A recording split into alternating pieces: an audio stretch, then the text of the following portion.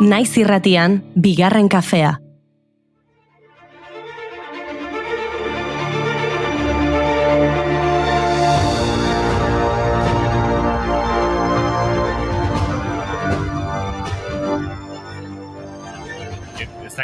Ez que hola ez da. Programa hasi behar dugu, osea... Bale, baina ez que guain etortze zeate, iritzi batzukin, ez que lotxa emango liake nei horri iritzi deitzea. Ez que ez da iritzi bat. Jode, ya estamos, hemen ezin ezer kritikatu. Ez. Euskal kultura ikutze bazu ezin ezer kritikatu.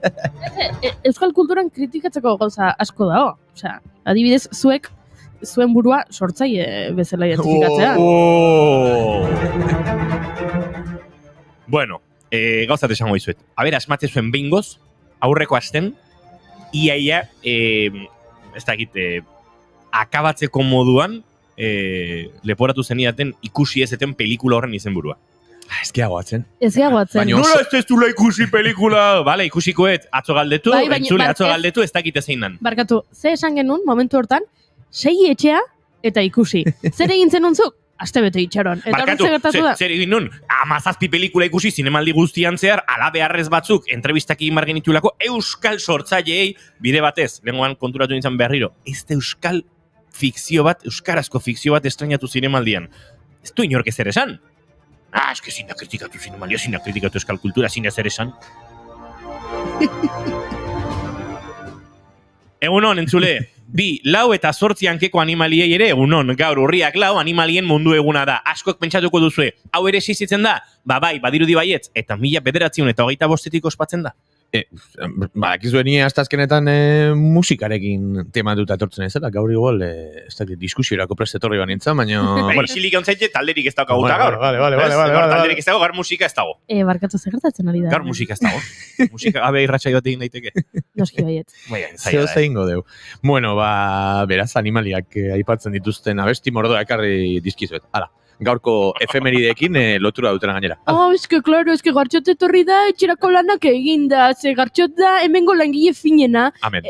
Bota lehenengoa, ze animaliekin hasiko gara, ze izango zea, super originala ez da, txakurra, katua. Ez, goiuri, usoak, bum. Uso xuriak nire alboan oraintxe dira gelditu. Baina laguna gauza bat zuri nahi nizuke argitu. Adia ditu, eta ez zaita zarritu, nik ere herri ez dut. Itxu bat ikantuan, Mikel Marquezek uso zuriak aipatzen ditu. Gaurko egunez jaio zen Mikel Marquez haundia, euskal abeslaria. 15 urterekin gitarra jotzen hasi zen eta 16 urterekin lehen kantuak egiten. Jendaurrean abesten 1998ko udan hasi zen eta 91an eta etorri egin zait izenburuko bere lehenbiziko LP argitaratu zuen. Diskazua gaina. Orduz geroztik beste 12 bat disko argitaratu ditu bakarka eta hainbat kolaborazio ere egin ditu beste euskal artistekin, azkena bere alabarekin, Esti Marquezekin. Eta tartean zure begiek bilduma, disko errekopilatorioa, biribilean, zuzenean egindako grabaketa, Korrikako 2008ko kantua, Herri Urratseko 2002 eta 2006 urteko abestiak, ekarpen izugarria. Eta kantu hau, igandean entzun genuen horeretan, Esti Marquez eta Mikel Marquezen ahotan, eta garbi dago publikoan denek ere ondo ezagutzen zutela. Zure begie mintzen naute, zure ahoak beldurtzen hau, niretzako nahi zinduke sentimendu muga ezin hau.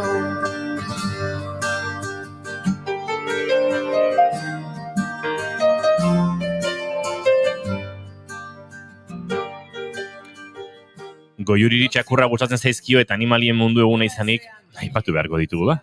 Cogollito de Romero, perros débiles mataron a traición al guerrillero. Tio, txakur haulak, behin txakurrak aipatuz gero, txakur haulak aipatu behar dituzue. Zer lotxagabeak zaten, eskerrak abestia gustatzen zaidan. Cuando nos ven en la patria, como si fuera alfiler, quiero un hijo guerrillero que la sepa defender.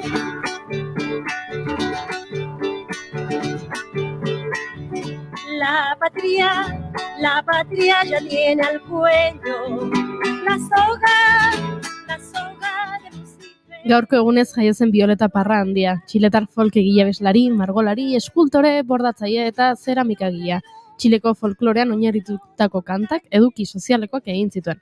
Adibidez, gracias a la vida, eskerrak bizitzari. Parra gaztelerazko protesta kantarien aitzindaria izan zen, Hego Amerikan ospe handia izan zuen, eta gurera ere iritsi zen haren eragina. Bai, Oskorri taldeak Violetaren martxa ondu zuen haren omenez.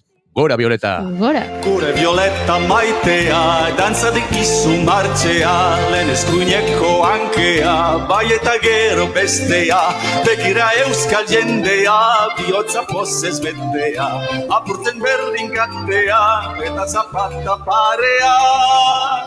Gure Violeta maitea, dantzan egizu martxea.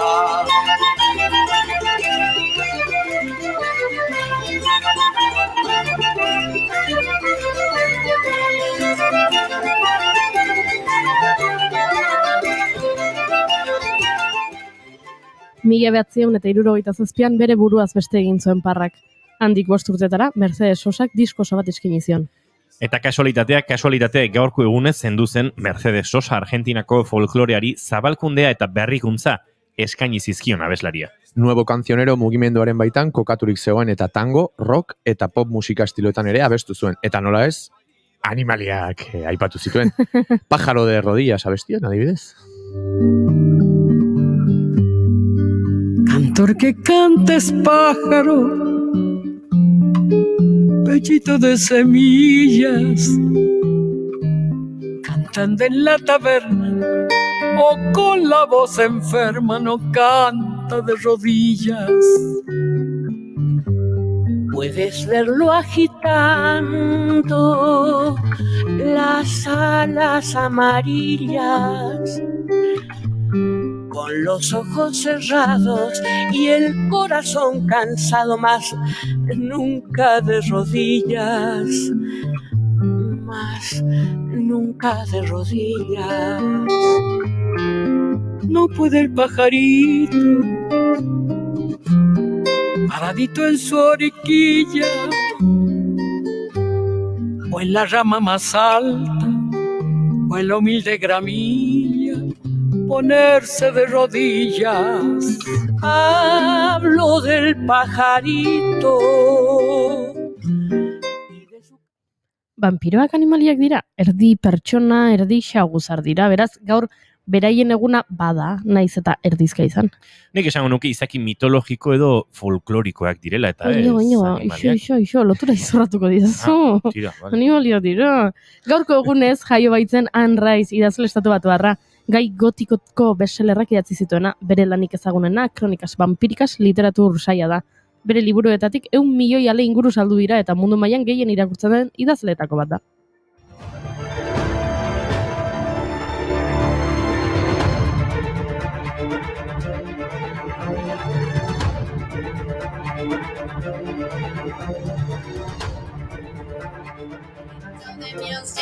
You got your teeth on my neck like an also.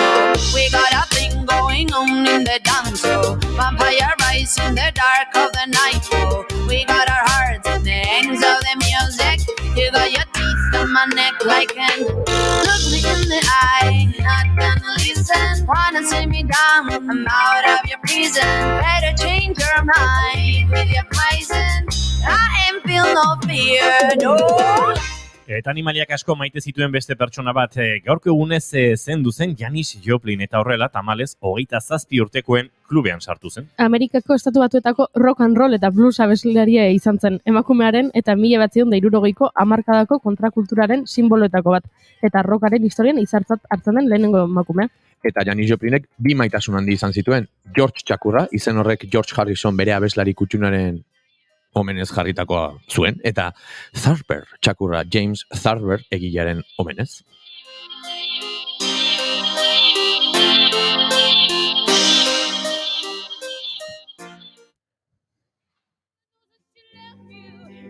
And you swear that you just don't know why. But you know, and I'll always be right. If you ever want me, come Ea gure gonbidatuek animaliak maite dituzten ala ez galdetu egin barko diegu. Gaur Josune belez dator eta txiri buelta eman araziko digu zuen bizitzako zein pasartek behar luke bai ala bai balizko dokumental batean. Eta Plonconf konferentziaz ere arituko gara Jon Lizarazukidearekin. Ojo, ordenagailu, software libre eta halako gauza komplikatuen inguruan pixka bat gehiago ikasiko dugu ziur. Eta asteazkena denez, eta gartxot hemen dagoenez, asteuntako doinetatik aratago entzun beharko dugu, ezta? Bai, eta asteuntan nerea urbizu elkarrezketatut. Salbuespen bat egin dute, musikariena dela esango nuke, eta ez ditugu musikariak gonbidatzen tarte honetara, baina aukeratu dituen abestiak ikusita barkatuta nago, ezta? Bai, noski baiet. Gora nerea, gora musikariak, gora vampiroak eta gora animaliak. Aizu entzule, urriak lauditu gaur eta asteazkena da, ongi etorri, bigarren kafera, naiz irratian zarete.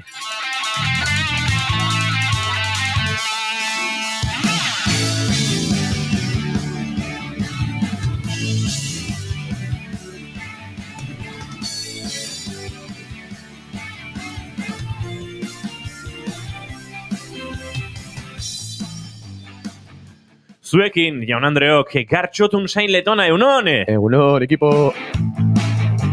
Zuekin entzule eta ikusle zareten oiek, goiuri ezei zarandia egunon! Egunon! Eta hizketan ari zaizuena Iñigo Asensio Elurbide. Gaur bigarren kafeak 637 garrena du, goizak 10 eta 18 minutu, urriak 4, gu 3, Leister 4 izateko, ze laugarrena ikusten du dagoeneko, dantzan ere badabilela, kafe hartuta eta guzti. Ongitorri naiz irratira, bigarren kafean zarete.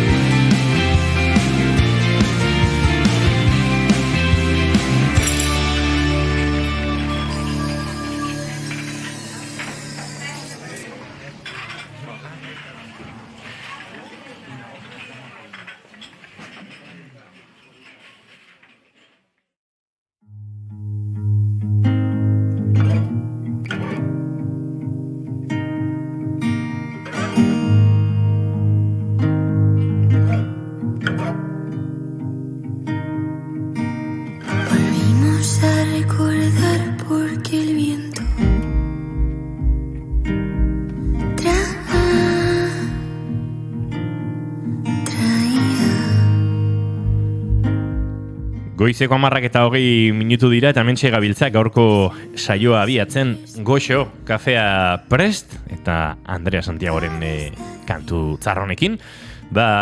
Goiza goxatzeko asmoz hala ere, esan beharra daukagu Euskal Herrian atzo, hainbat txokotan euri jasalatzak bota zituela, gaur eguraldia gozoago dator, 24 gradutara edo igoko da temperatura, kostaldean akaso zertxo baite gutxixiago, berriz ere, udazken giro goxuan gabiltza. In the Little Summer of... Zein tokatzen dago juri? Little Summer of San Martin? Ez dakit jaze tokatzen den. Noiz die San Martinek? Pasaldia San Martinek? Ni oso txarra naiz, gogoratu behar diren data gogoratzeko, así que beste norbaitik galdetu. Azaroaren 11. Josune Belez de Mendizabali galdetu behar nion bestela, baina San Martiak azaroaren 11. Azaroak, San Martin. Baina bain dela gutxi beste Little Summer bat izan dugu. San Miguelekoa. San Migueleko Little Summer. Hau kontatu behar izuet, maite dutetan hasi aurretik. Behin, nire lagun bat zebilen lanean, furgonetak idatzen, uste dute BBK Live-en lehenengo edizioietan, eta etorri zen, ez dut gogoratzen ze talde, baina talde txar bat, kiston taldea zen. Eta estatu batuetatik etorri zen, pena da, ze oso ezaguna da, baina ez batzen hain zehazki zein zen. Eta behiratuzten horrela gora, zen it's a really good word, dago zerbait esan zioten, da, nire lagunak ingelesez ola kriston pilatzekin, baina moldatze zen, ez? Viajatu eta ibilia eta esan ziren. Yes, this is the Little Summer of San Martin. Eta Eta antxe geratu zen poz-pozik, eta besteak gola horpegiarekin ez dut oso ondo lertu, baina orduztik nik ilitu Ok, hola, esan guztiak. Daren izpentsatzen historia ere, zehazki hola ez zala izango, ze BBK azaroan zen izango. Ez, udara natarian izan oida. Beste zerbait Baina azaroan BBK egiten dute, ez udarako BBK Live, baina egiten dute BBK bai. Miribilan eta... Aha, horrelakoren bat izango zen. Ondo, hoxe, eta Little Summer, da gaur ere gure Little Summerrarekin jarraituko du. Zein da zure maite duta, Gartxot? Nire astontako maite duta da espiritu, ez dakit, universitarioa rekuperatu izana, egin batean. Hasi naiz aurten unibertsitatean irakasle izateko masterra egiten. Urte asko dara matzat pirata gixan irakasle bezala, han eta hemen, baina, bueno, jardun hori ere ofizializatzeko bidean. Eta ia esan, hasieran ematen zidan alako erreparo edo nagi puntu bat, baina aste honetan hasi naiz, eta benetan izugarrizko eduki interesgarriak irakurtzeko etxeko lanak izan ditut, eta gustora sentitu naiz, nola esaten da, kopisteriara hori imprimatzea jun, klip batzuk jarri, gauzak azpimarratu, beste, duela 25 urte ikusten ez nuen karpeta more mitiko hori horietako bat erosi dut ere, euro baten truke, eta aste hau daramat horrela gainetik 15 urte kendu izan manitu bezala, eta duela ez dakit, 2005 urtearen inguruan unibertsitatean ibiltzen nintzen bezala aritu naiz, eta horrek maite dut nola piztu den berriz ere unibertsitateko espiritu hori, eta nik esango nuke garai haietan baino are erresponsabilidade handiagoarekin bizitzare ja gainera etorri zaigulako inaundi batean, baina hori ere maite dut.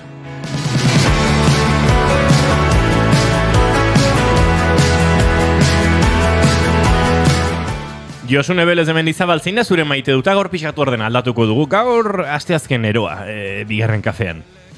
Nire maite duta egun non, Egia esan ez, segundu bat.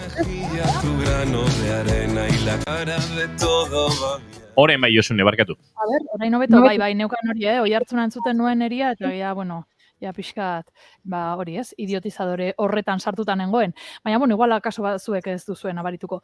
Bueno, esan bezala, nire maite minuta behitu gaur bigarrenez, junaiz igeri egitera. Juhu! Gogoratzen duzue nola esan dizuen egokitzaldi horretan ere, hemen Gasteizen gizartetxeetan ikastaro pilo bat eskaintzen dituzte. Eta lehiaketa horretan sartu nintzen, ez dakit 7, 6, ez dakit zenbat ikastaroetarako izena eman nuen, zenuen, badazpadare. Bi tokatu zaizkit, biak dira uretakoak, niri, naiz eta nire horoskopoak dio ni kantzer naizela, ez naiz oso animalia, baina ez, atzera aurrera atzera, horre uretan nien naso ondo murgiltzen, eta, behartu dut nire burua, eta goizean goiz, astelen eta asteazkenero, kloroak ez dit bat ere ondo egiten, ez zilerako, pixkat, baina, ez tarrirako ez dara, baina oso pozik nago, eta maite dut, nire erronka hori azken finean iratzargailua jarri, azken egun hauetan ere aipatu dugun hori, ez da, alarmari kasu egin, bigarrenean, lehenengoan oraindik ez du lortu, eta, jun eta txafun hor sartzen nahi zuretan. Beraz, pozik nago momentuz lehenengo astea gainditu dudalako, oraintxe bertan hasi berria den ikastaroa da, abendura bitartean, kontatuko dizuet, baina momentuz, maite dut, igeri egitea Piztina municipaletan. Uhu!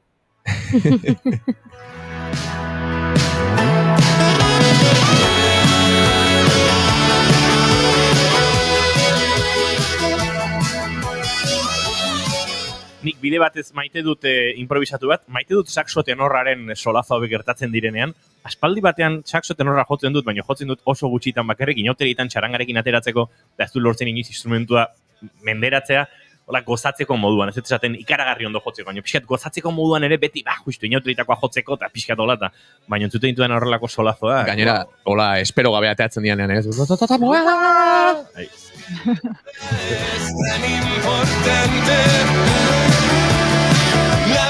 Bueno, eta hemendik egun bateko atzerapenarekin zorionak Janire Arantzaberi, atzo berorteak izan ziren, ezkenuen zorion du, esan ezin taldeko liderra, baina, tira, gaur asko gustatzen Biba Sueziaren kantu honekin zorionduko dugu, eta bide batez galdetu beharko digu, Janire, noizko dator esan ezinen single berri hori, badakigula zerbait datorrela, horari zara, jaipa egiten, baino, noizko da, ze pasatzea hemen? Bale ja, atea ja. Venga, temazo bat, bide batez.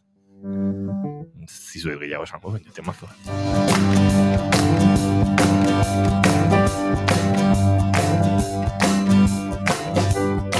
Bueno, gaur dena temazoak, Belan Sebastianen hau ere, guau.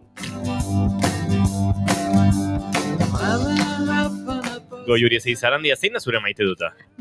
Begira, nere maite duta da, gaur, eguerdi aldera ordu batetan okerez banago,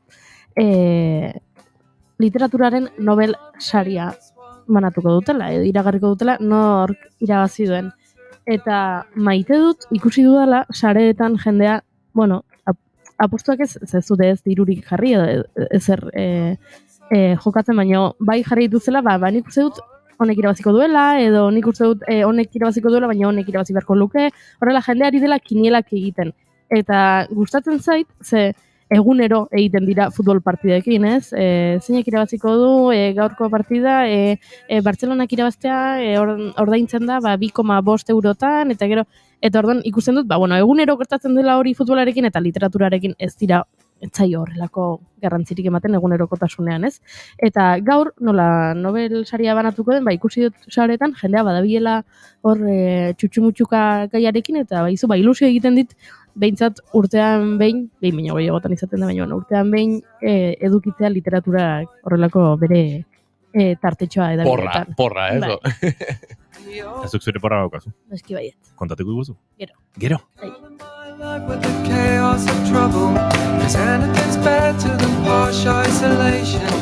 Nire maitu dutarekin dauzkat bi zalantza. Ea zuei ere gertatzen zaizuen hau. Badakizu ez da lortzen abestea zalantza egin gabe. Zalantza, zalantza esaten dezu. Hau da, kontatuko dut. Bigarren diskoa osatzerakoan, postal koleksionistekin, bazegoen kantu bat nun zalantza hitza esaten dudan. Eta abesti hori entregatu bartzan masterra ja, eta nik bidei bat nuen alpetara grabazio batera, Iñaki Gereñu lankidearekin, beraren musikaria, pitxi jaukeko kidea, eta bar. Eta hantxe eraman nuen soinu txartela, mikrofonoa eta guzti, eta han grabatu nuen azken ahotsa diskokoa, handik biali nion Beñati gera bideri, eta arnastu eta horrengo gunean ja masterra entregatzeko zeukan. Baina izan mutzen, baina egia da, gero erantzun da, badagoela kantu batean, momentu batean, zalantza bat, hola pixkat potoloa. Honi jarriko izuet, Belan Sebastian bukatzen denean. Triple L bat, holako saltzen.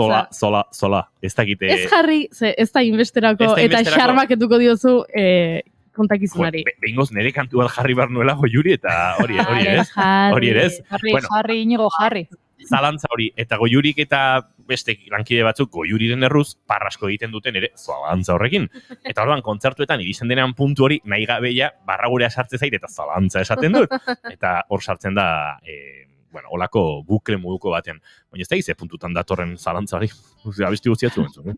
Jarri eta iritsiko da. Ekidatzen dituzten ontziak bailiren Kasalak zinekin zizkigun udako gauak Ze tristeaz jakitea zure letra bat noiz lan, ez?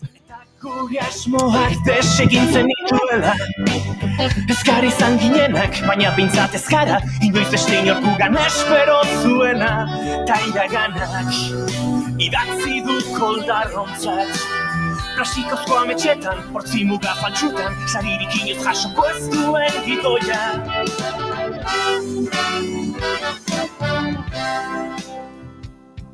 Asteazkenak gainero daude, nabiela hemen ere kantua jartzen irratia, ez gauzak. Argiak itzali dira portuaren ondoan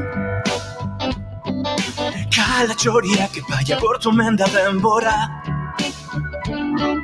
Zileki jute zitzaigun bizitza kontatzea Tribunalaren aurrean eserita ginela Eta gure asmoak desegintzen dituela Ezkar izan ginenak, baina bintzat ezkara Inoiz beste inorkugan espero zuena Naiz da gero Hemen zalantzak iretsi nauen berri Hau, gaurri kuadrilla. Inigo, alde, ez dakit abesti untan den, baino, hautsa bereziki gazte nabari dizut, eta zentzu honen diote, ez nago, ez orain sartu zean ikizat, baino, hautsa oso... Alpetako airea. Alpetako airea izango da. Hau, 2000 eta piku metrotara kantauta dago, eta normalean nahiko arazo izaten ditut nire letra amaitezinak arnasarekin kudeatzeko, pentsatu 2000 metrotara kantatzeko. Bai. Baina, bai, nik ere fin somatu dut. Bai, fin, gazte eta ilusioz, betea, oraindik. Zalantzarik. Bueno, tira, zalantzarik neuzkean, nire maite duta, ea zuei ere gertatzen zaizuen horrelakorik, eta ea inoiz kontatu dudan maite dut hau. Bigarren galdera bakarrik goiurik erantzuna izango du, berak entzuten ditu egunero maite dutek. Maite dut sentsazio bat gertatzen dena aspaldiko partez ikusten duzunean norbait, eta hain aspaldiko partez da, ez zarela ondo gogoratzen, pertsona hori zertaz ezagutzen duzun, edo zein den. Baina zure memoria bisualak gorde du pertsona horren aurpegia, estima handia diozun edo estima izan diozun jendearen multzoan. Torren, ikusten duzu, ateratzen zaizu irriparre bat, nik pertsona honi estima diot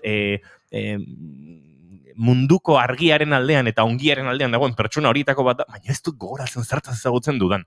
Eta orduan, nahi duzu, goxotasunez agurtu, baina ez dakizu norden, ze igual egon zara biztean oso denbora gutxi eta nahiko izan da konturatzeko nun sailkatu den zure buruak. Eta sentsazio hori maite dut, batez ere, ez gogoratzearena noski, baina bai, zure buruak gogoratzearena, hau, hemen, alde honean. Pasatzen zaizu horrelakorik, inoiz? Bai, niri bai. Eta gero eta gehiago eta esango dizut inigo, edade kontua dela. Claro, baina edade kontua zekao, eskarmentua gero eta handiagoa daukagu, zuek kasetariak zarete, ni izandakoa naiz, orain konpontzen ari naiz, hau, pullita, tak. Ez, baina egia da gero eta jende gehiago ezagutzen dugula, eta gauza asko egiten ditugunok, multzo ezberdinetako jendeak. Eta orduan, niri hori gertatzen zait. Bai, niri hori ere gertatzen zaidala. Nik egiten dudana, da gerturatu irribarrearekin batera, ez dakit, ni oso ukitzekoa naiz.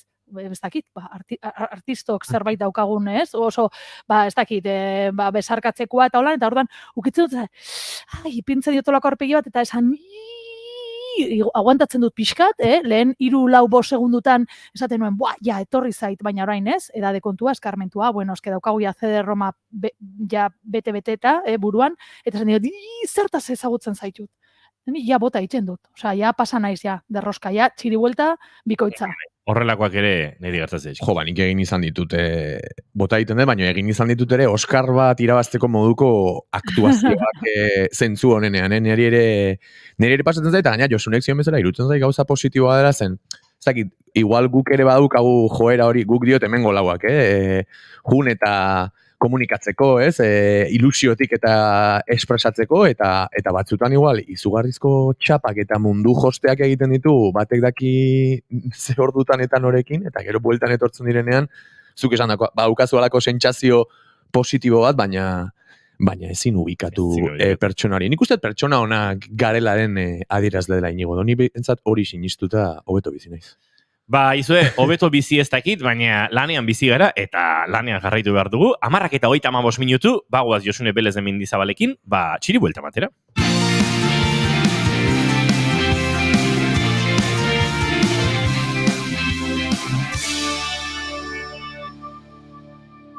Bigarrenak ez direlako beti okerragoak, bigarren kafea. Eta hasi aurretik, gauzatxo bat esango dizuet. Janire Arantzabek esan digu, bigarren kafeko familiak entzun dezakela singela nahi duenean. Baina ezingo dugu noizki antenan jarri. Gainera, dio... gure entzula gure familia dira. Justu gartxotek duela ezer esan du oraindik jajaja. Ez dakit, hortxe otziko dugu. Gero jarriko dizuet antenan, ez dugu jarriko. Goen bagoaz Gasteiza, eta bertan Josune Belez de Mendizabalek prest dauka gure txiri buelta partikularra. Bai, a ber, ez erantzun oraindik, gaur galderaz betetan ator, eta zuzer zara goiure, zuzer zara gartxot, gure entzuleak zer dira, inigo, zuzer zara, ez dakit, superarrunta zara, hori ez dakit nik oso ona den, ez da, superarrunta izatea, supernormala izaten bazara ere, talento edo doairik badukazue, a ber, tira, musika baldin badazuen doaia, gartxot, eta inigo ere, hortxe zabetezuek, baina gazteak ere izan behar duzue, bueno, esan edet. Doairiko baldin badokazue, talentu show baterako deialdia eginda dago hemen Gasteizen Araban. Eta beste gauza bat, zuen betirako utzi nahiko zenuketen aztarna mundu honetan, zuen historia, ze egin duzuen zuen bizitzan eta hori dana, eta hori jaso eta pelikula batera eramatekotan zer eramango zenukete. Bueno, orain etxe bat nahi duzuela eta jai ere bai, txikos, de verdad, nola jartzen zaeten, Bueno, hau zoramena da. Zoramena, Inigo, zoramena. Galdera asko dauzkat, Non dago guretzea? Aizu, non dago guretzea? Non dago guretzea? Aizu? Non dago guretzea? Ikusi duzu guretzea? Ikusi duzu guretzea?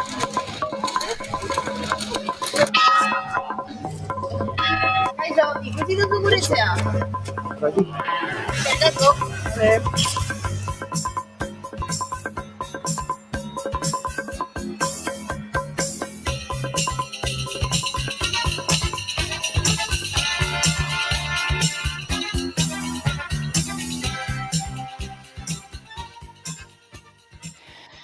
Entzuten dugu horre pixkat, eta iruditzen zaigu, kanta ezagun egiten zaizu, ezta? Zoramena Madness, ez? Madness talde hau, bueno, gero letra euskaratua dator, errekale horrek bere 10. urte urrenarako ateatako kanta da, etxe bat, ez? Kantak esaten zuen, etxe bat in the middle of the street, uste dut horrela esaten zuela, edo behintzat nik horrela itzultzen nuen, gauza horiek ere, nola itzuli izan ditugu batzutan ingeleseko kantak, aguatxi, guatxi, guatxi.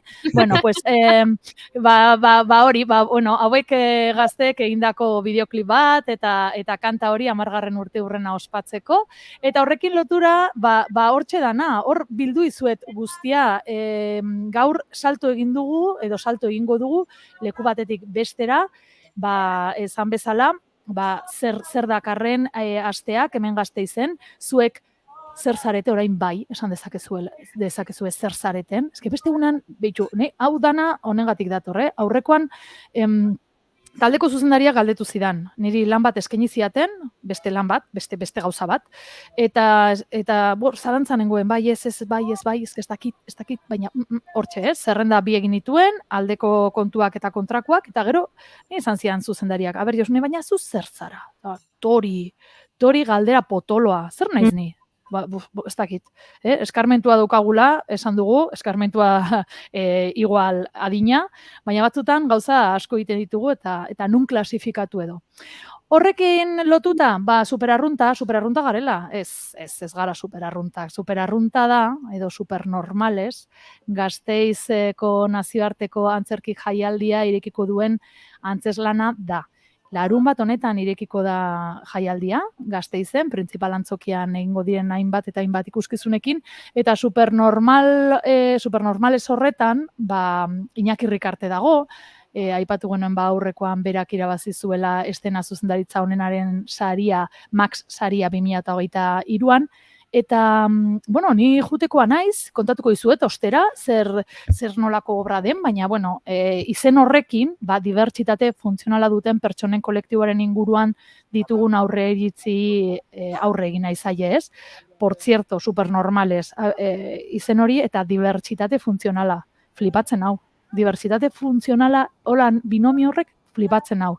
Ez aldu ematen gu ez gara pixkat, hemen laurok, eta barkaidazu, gutxi ezagutzen zaituztet, baina iruditzen zait, hainbat eta hainbat gauzetan gabiltzanok, ez algara pixkat dibertsitate funtzionalako pertsonak edo gizakiak, pintxatu ondo, ez?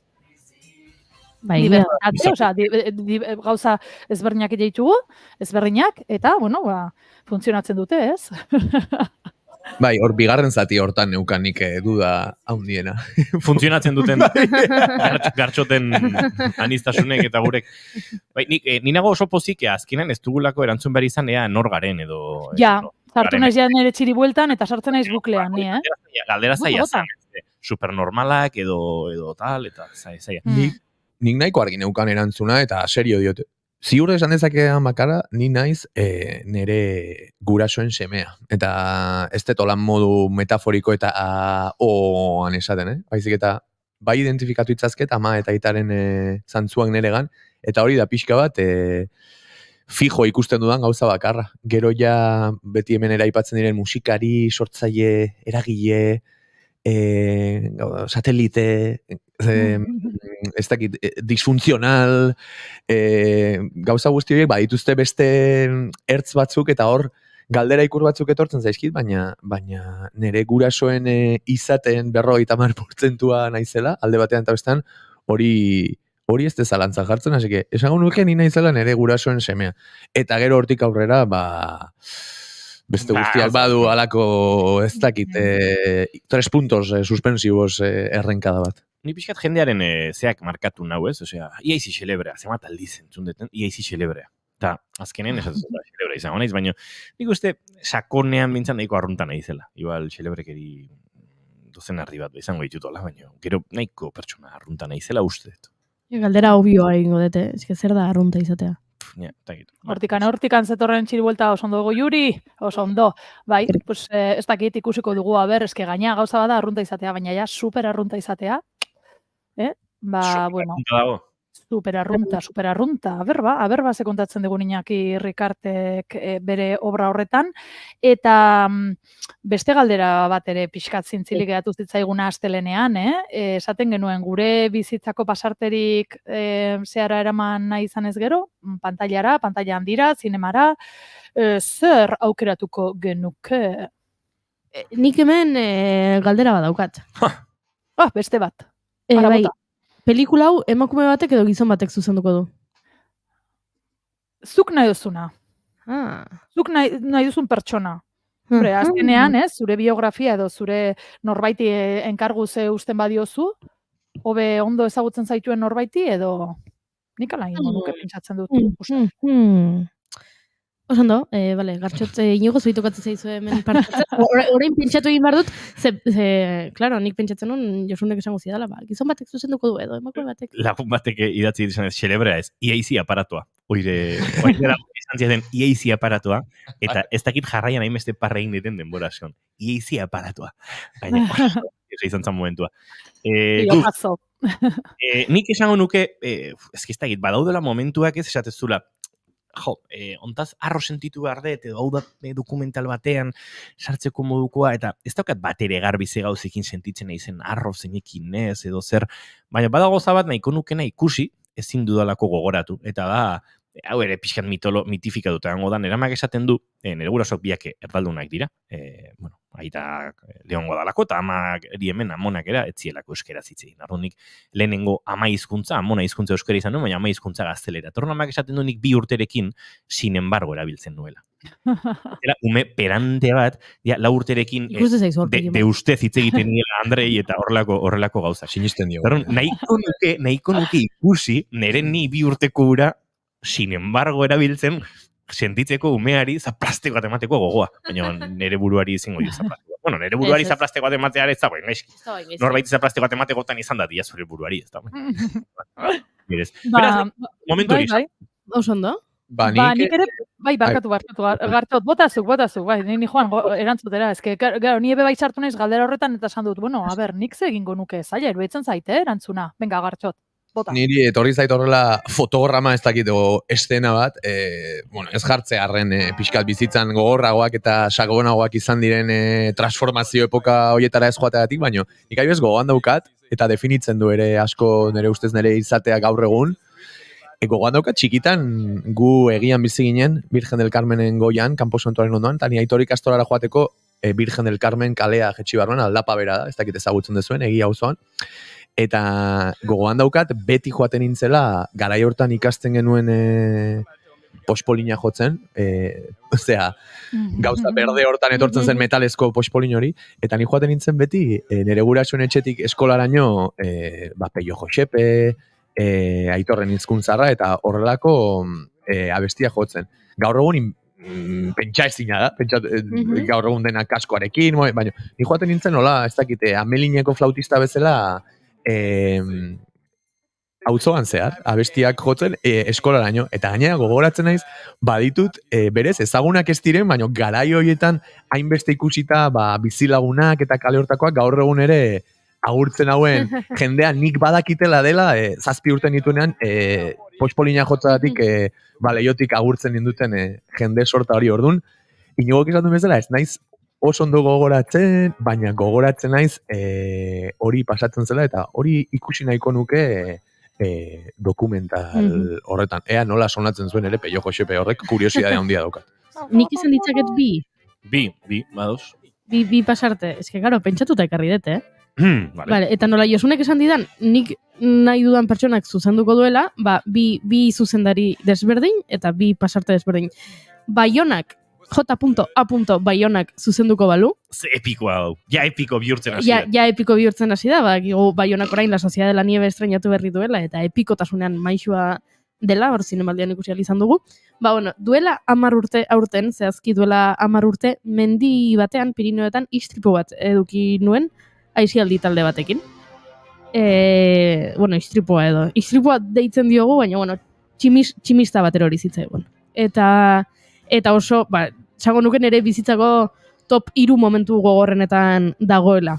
Baina, kanpotik ikusita, Baionaren ikuspuntutik hain epikoa izan behar du, ez dakitzen bat gazte Petretxemaren puntan, tximista bat, dena iluna, zauriak, gero korrika denak mendian bera, elkarlana ezagutzen ez dituzun mendizaleekin, han agertu zitzaigun aingeru guardako hori ere pertsonai ederra izango litzateke pelikularako, ia imaginatzen ari naiz, eta gustatuko litzaidake, pixka bat nire zauri hori isteko kanpotik ikustea epikotasun handiko historia hau. Dale.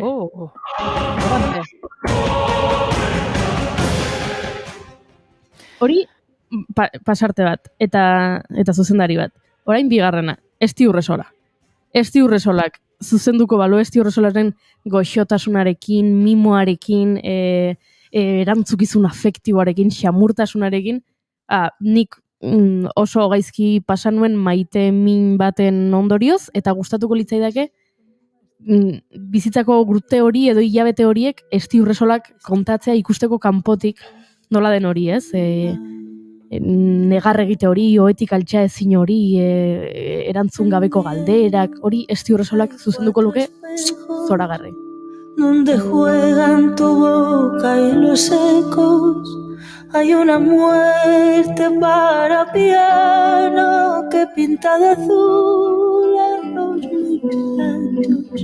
Hay mendigos por los tejados, hay frescos. Aizue, Gustatu zaizue? Asko. Asko. Baina, igual, orain, karo, nik ere esan nahi nuen zerbait, baina, karo, zure epikotasun hori guztia goiuri, pixkat, maldan bera bidaliko dut, ze, karo, nik egingo nuke, nik anekdotaz jositako, ez dakit dokumentala, historieta, barre egitekoa, hainbat anekdota pasa izan zaizkit, eta kuriosoak dira, ez? Nola duintasunetik bizi izaten ditugu momentu batzuk, eta gero oso kanpotik jendeak ikusten du, eta erridikuloa zara.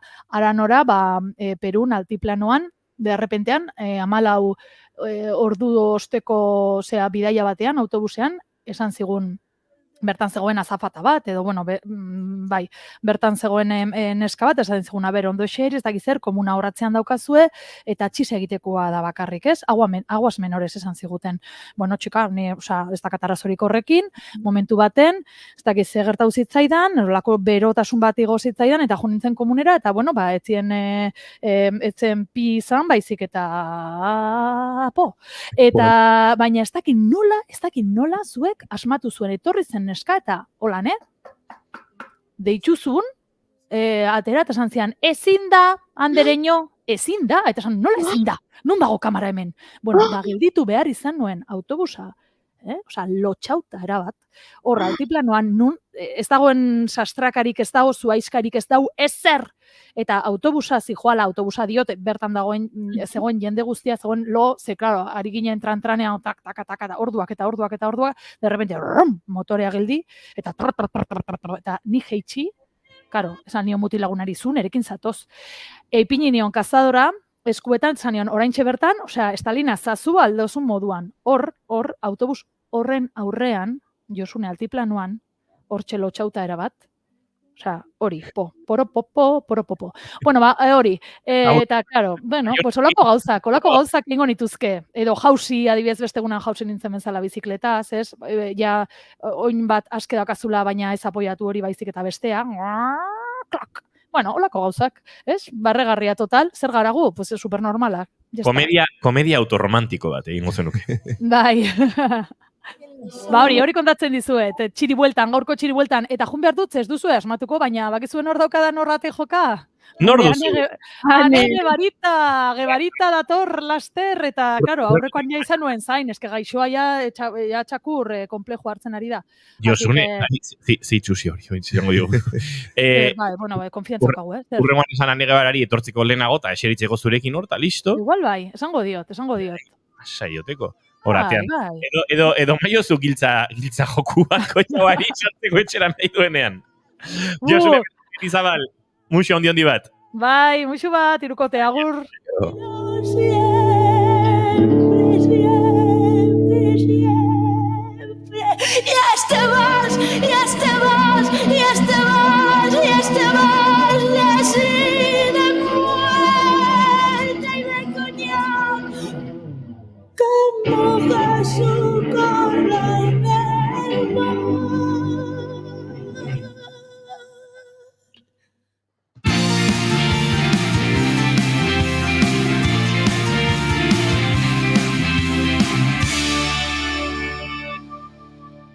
Keep calm and bigarren kafea.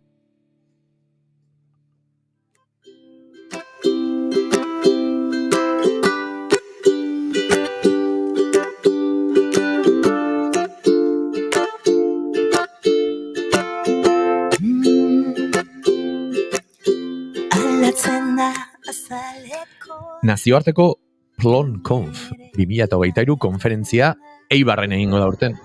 Aste honetan zehar, egin zuzen ere. Eta galdetuko duzue, PLONCONF. Bueno, konf, izta eman dizuet hasieran, konferentzia, baina plon? Zer da plon? Harakatu dut Sherlock Holmes gisa, eta plon zera da. Edukien gestiorako software libreko sistema bat.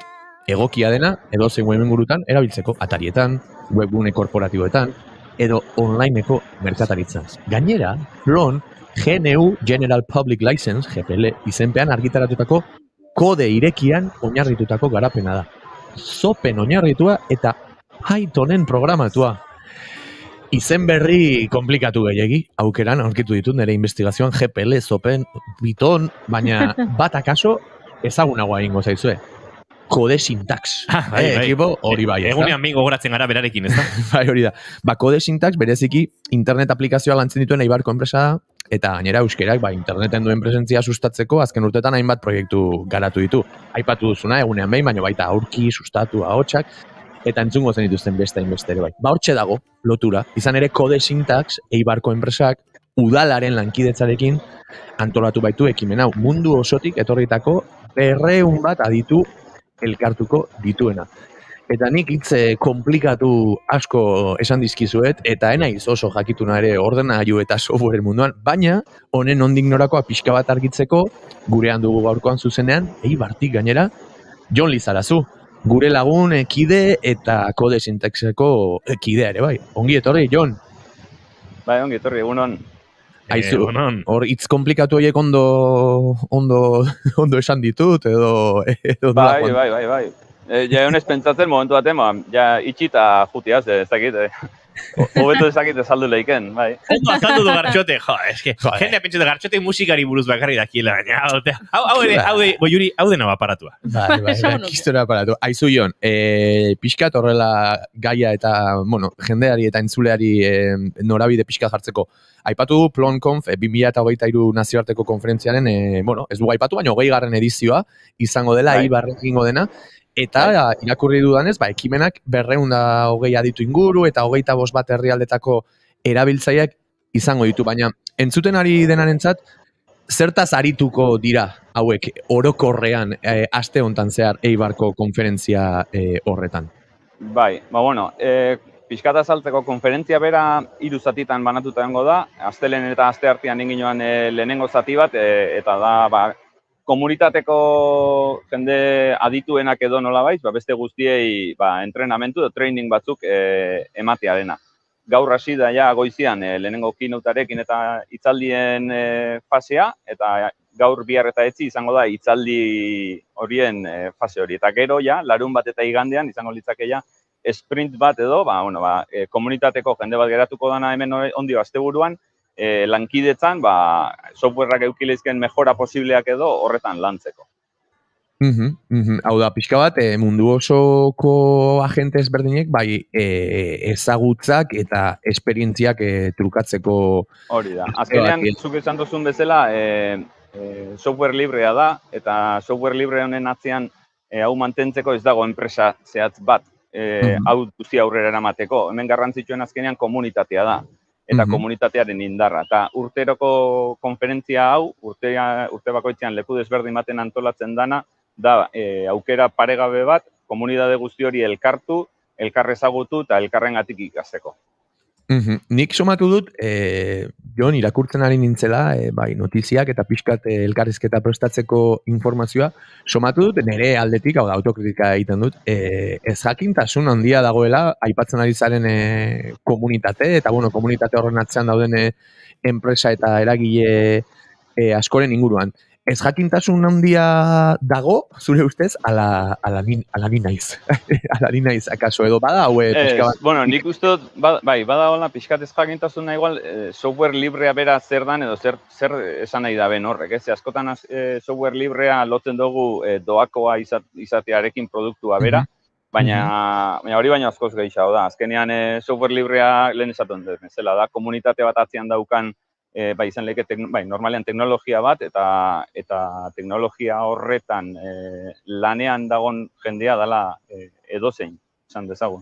Adibidez, gu kode sintaxen lana egiten dugu eta aportatzen ditugu gure aldetxoak komunitate hortara, gure akats batzuk reportatuz, edo beste akats batzuren zuzenketak aportatuz, eta azkenean software librean garrantzian eretzat hori da, azkenean doakotasuna ja beste kontua da.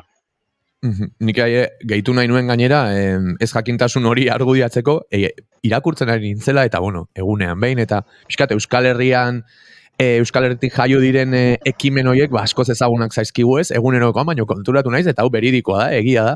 Hor, software libre eta doakoen arteko diferentziare, orain txaipatu duzu bezala, hori, investigazio hau egin ez konturatu naiz, ez jakintasunaren beste ale bat, baina adibidez, hor, irakurtzen ari nintzen software librean, eta zenbat gauza sortu diren, eta nik uste, jende asko harrituko litzakela ere, jakin gabe zenbat erabiltzen ditugun. Hau da, konturatu gabe software libre direla, eta Jonek aipatu den bezala hor nola sortu diren, hortaz konturatu gabe zenbat erabiltzen ditugu. Eta nik euki dut, atxe euki nuen, hau prestatzen ari nintzela, egoera hori, hemen Photoshop edo ezagunaren ordezkotzat erabiltzen dudan GIMP bat, hemen nola da, ez dakit, katu bat, o txakurra, o zer den, baina hor ateratzen zaio alako boligrafo darkatz bat ere ahotik ikonoari, eta nik hor nuen betidanik nire, betidanik ez, baina dudanetik nire ordena joan, eta ala nola jetxi nuen, unbaitetik norbaite gomendatuta, baina ez nekien ere alako beste adibide bat zela, eta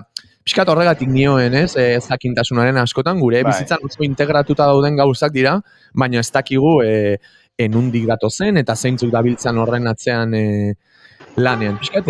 Hori da, eta pixka bat horrek daukan balio erantzia, bai, ez? Azkenean adibidez, aipatu duzun bezala Photoshop, zuk Photoshopen zerbait ikusten baldin mauz ez da bilela ondo, edo igual hobeto litzakela beste modu batera erabiltzea, edo lako zerbait hori reportatzea Adobe moduko enpresa bat, eta gero Adobek erabakitzea, igual diskusio bat sortzea horren gainean oso zaila da, edo imposiblea, azkenean hori enpresak erabakitzen dau, enpresaren bideak dare. Baina GIMP bezalako proiektu baten, segurazki, ez nago zigur, baina seguru dagoela komunitate bat atzian arazoak eta reportatzeko, zure hobekuntzak proposatzeko eta eztabaida foroak bebai, bertan sartu eta irakurtzeko bebai, ez? Azkenean arrazonamentua be igual gauza batzun zergatia eta holako gauzak. Segituan jarraituko du, Jon Lizarazurekin Plonkonfonen inguruan, baina salto egingo dugu unetxo batean, gure estudio zentraletara, azken ordukoaren bila, Egoi Belategi, egunon? Egunon bai, goizeko 11ak eta minutu bat dagoeneko azken ordukoak aipatuta esan behar goizeko ordu honetan 11etan abiatu dela Bizkaiko ostalaritzako langile grebalarien mobilizazioa Bilboko Indautxu hotelean ari dira mobilizatzen, esan bezala grebaren baitako lehen egunean. Baita ere esatea ordu honetarako iragarrita zuela EH Bilduko programa idazkari eta antolakuntza idazkari Peio Otxandianok agerraldia. Kasu honetan hezkuntza legea izango denaren inguruan xehetasunak emateko bertan ziur asko ere bairitzia emango du EAJak eta PSek iragarritakoaz izan ere bi hauek adierazi dute azkenean mantendu nahi dutela hizkuntza eredua alegia A, B eta D ereduak delakoak. Bi horiek azken ordukoak, baina azken ordukoa baita ere Baionatik heltzen zaiguna Korsikarentzako Emmanuel Macron Frantziako presidenteak egindako autonomia proposamenaren inguruko balorazio publikoa egin duelako Euskal Herria baik. Iragarpena zuhurtzia sartzekoa bada ere urrats positibotzat jo du koalizio abertzaleak. Urrats esanguratsua dela esanez, 21. mendera ongi etorria eman dio Macroni Euskal Herria baiko ordezkari Xabi Larraldek. Hori bai, dio lehenik eta behin ikusi behar dela nola gauzatzen ote den autonomia eredu hori eta zer nolako estatusa aitortzen zaion Korsikar herriari propio. Bada, gero, hitzoien ondotik, nola mamituko den autonomiaren konzeptua dela, eta baita ere, Korsikar herriaren aitortza. Eran behar da, toki Tira, gainerakoan esango dugu baita ere, Kanaria Uhartetan dugula albistea gutxienez 521 migratzaile heldu direlako Kanaria Uhartetako Hierro uhartera azken orduetan.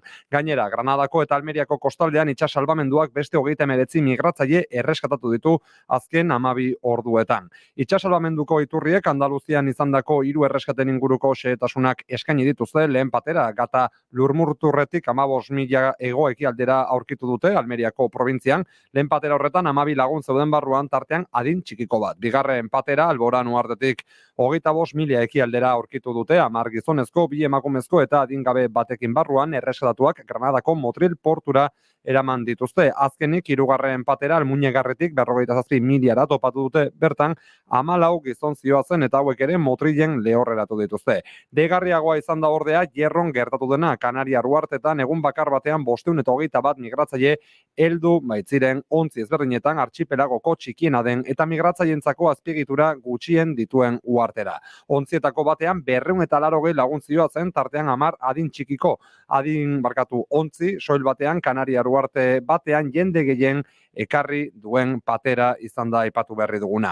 Beste txalupa batean bestalde Lanzarotetik 45 kilometrora beste ontzi bat antzeman dute azken orduetan 46 pertsonarekin barruan tartean neskato bat. Fuerteventurara eraman dituzte guztiak. 11 eta 4 minutu entzule, agur esan bainoen beti bezala informazio praktikoa, eta gutxi aipatzeko tenore honetan trafiko zuzendaritzaren arabera lasaitasuna delako nagusi Euskal Errepide sare nagusian. Onaino momentu, eguerdiko 12etan bat egingo dugu zuekin berriz ere informazioaren ariaren bigarren edizioan, bitartean gozatu bigarren kafeaz. Gero arte.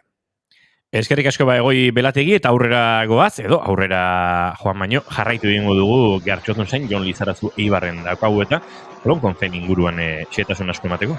Bai, hortxari ginen Plon-Konf 2023 nazioarteko konferentziaren inguruan, Jon Lizarazurekin, eta badaukat beste galdera bat, Jon, beti ukidet sentsazio bat, eta ez dakit aurretik aipatutako ez jakintasunarekin lotuta, baina pixkat hildo beretik. Beti sentsazio bat eukidut teknologia norberak edo nik behintzat hauteman dezakedana, baina askoz abiadura handiagoan doala, ez? Eta orduan, galdetu nahi nizun, aipatzen ari ginen komunitate horrek beharrari erantzute ote dion, batzutan beharraz gainago abiadurak hartzen duen, pixkat, zeintzuk diren komunitate horrek beharrari erantzutean alderdi positibo edo negatiboak, nola ikusten dezuntzuk hori? Azkenean software librean komunitate bat izan da, komunitatean enpresa desberdin asko gare, mundu osoko enpresa desberdin asko, eta gu enpreso gare software hori saltzen dugun momentuko bezero horrekin kontaktuan. Eta mundu guztiko bezero bakoitzak dauzka bere beharrak edo behar desberdin horrek, ez? Eta asko laguntzen dau, olako konferentzia baten adibidez, behar desberdin horiei erantzun emateko modu desberdinak ezagutzen eta elkarrekin implementatzen.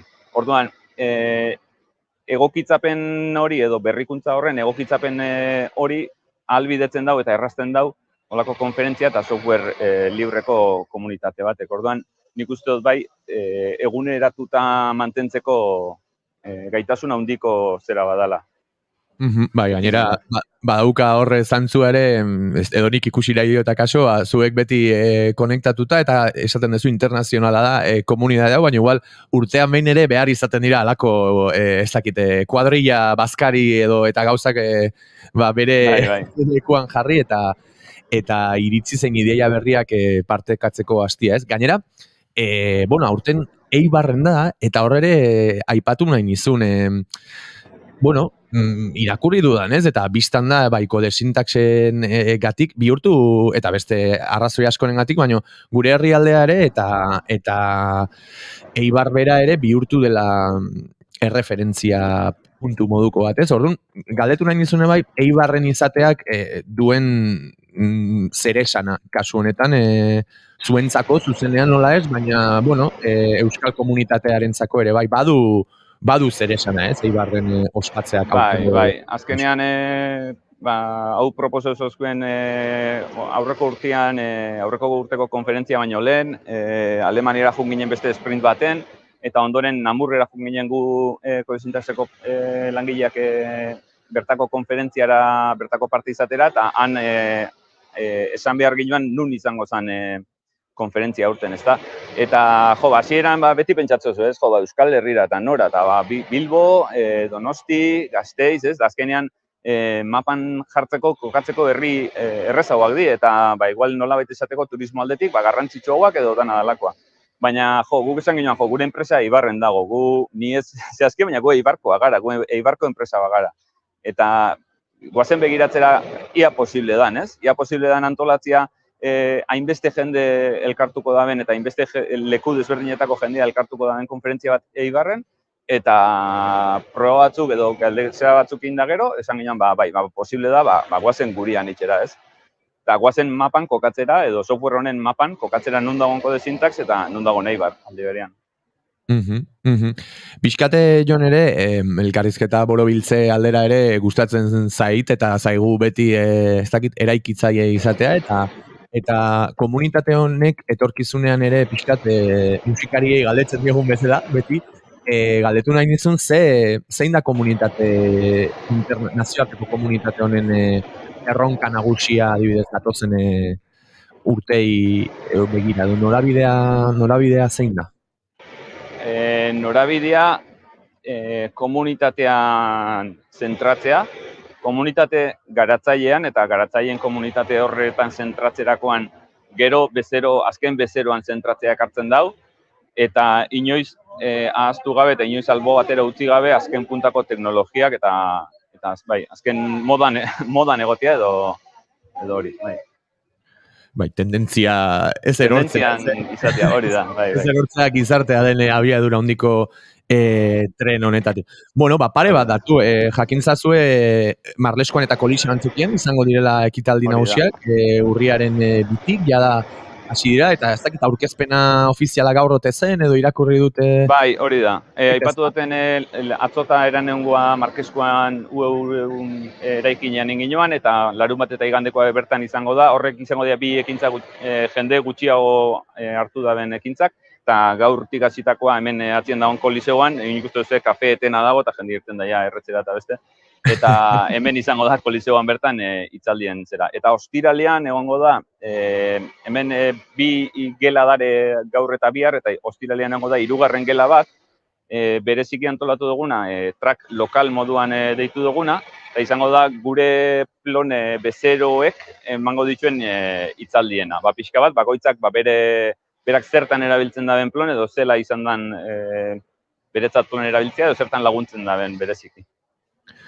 Oso ondo, Jon, hemen ez jakin handia, igual lagun batzukin joango da area punte batzuk hartu, eta urrengo urtean, softwarearen inguruan da bien komunitatearen, non nolakoak gehiago zagutzeko. Mi esker, Jon, ez dakit hemen ekipoak galdetu nahi duen zerbait ala, baina... Bi gauza esan barra dozket bat, gorkak idatzi digula esateko aspaldiko Jon, agur bat, lagun handi bat, love story bat daukagu hemen Bigarren kafearen eta bi, ea Jon Lizarazu noiz pasako den gurekin kafe hartzera hemendik, gure laborategitik, hori besterik ez. Ba, lehen errezagoa zean zuen ordutegietan kuadratzia, oin pixka zailagoa da lan kontuegatik, baina, bueno, aparteko orduen baten gehatu benke bai. Bueno, irratsaiotik kanpo kafea lasaiago hartuko dugu ere, beraz. Hori begitza da, bai. Gerta dadila, Laister. Ba, Jon Lizarazu besarka handi bat, Eibarreraino, eta jarraitu gogorre lanean aste honetan guztien. Berdin bueltan Tolosara. Eskerrik asko. No olvidar tu nombre.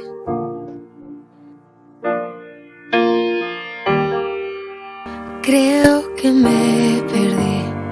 No sé por qué ni dónde. Atzo entzule batek idatzi zigun ostera, aizue kanto jarri duzue eta oso ondo, baina zera, ez duzue kantua entzuteko aukerarik utzi, gainetik hitzegin aritu zaretelako, eta pentsatunen, bale, gaur berriro jarriko dugu, eta gainera okerari nintzen, ze zuzeneko bertsioa da, atzo estrainatu zutena. Baina albizte txar bat. Zer? Sarrerak agortu dira. Viniloa aipatu genuen atzo. Agortu da?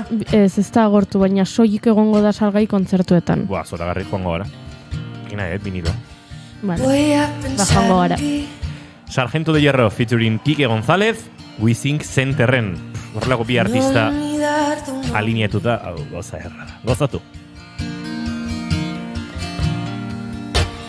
Creo que me perdí. No sé por qué ni dónde.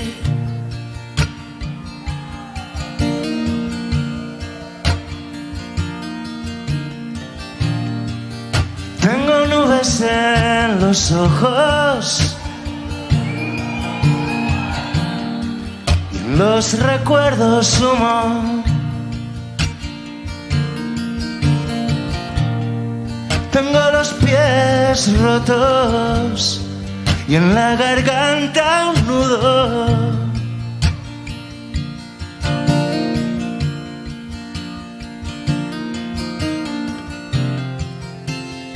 Cúrame, viento, ven a mí y llévame lejos.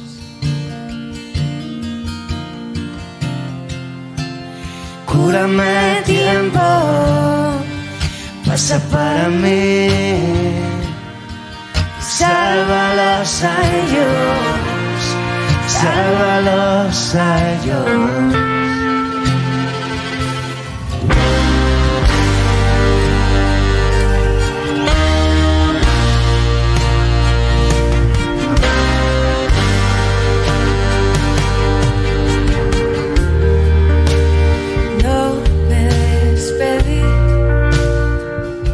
Zego, Juli, ez esate zenun? Ez dut publikoki esan nahi.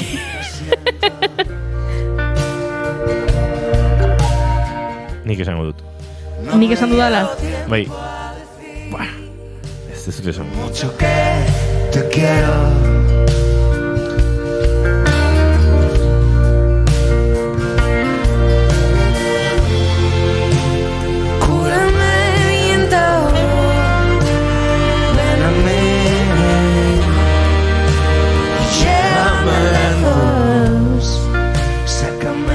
Zaizu gustatzen, Abesti hau asko maite dut. Iruditzen zait, Kike González naiz eta bera ere maite dudan, abesti honetan, zaite inbeste gustatzen. Pasagea, abesti izorratzen du. Vale, ez, egia da, konplexurik gabe, Kike González. Ezin da esan, bigarren kafean Kike Gonzálezek izorratu dela abesti hori, Mira, osea, aize eraman nazazu eta sendatu itzazu bi giza hauek. Nik ez dut ez ere egin? Ja, baina mentzaude. Jode.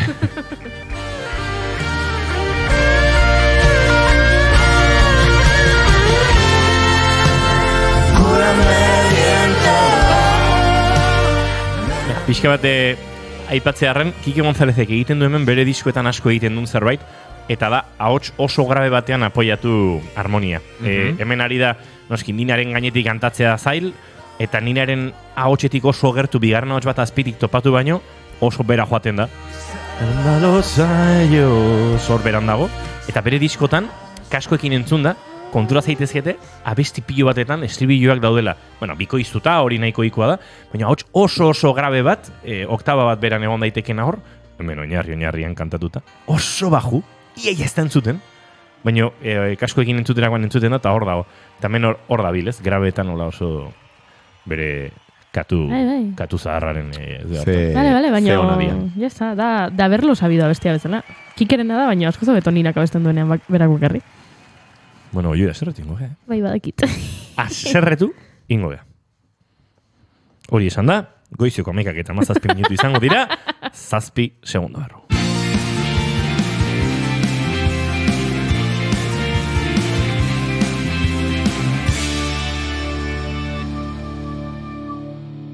Bigarrenak ez direlako beti okerragoak, bigarren kafea.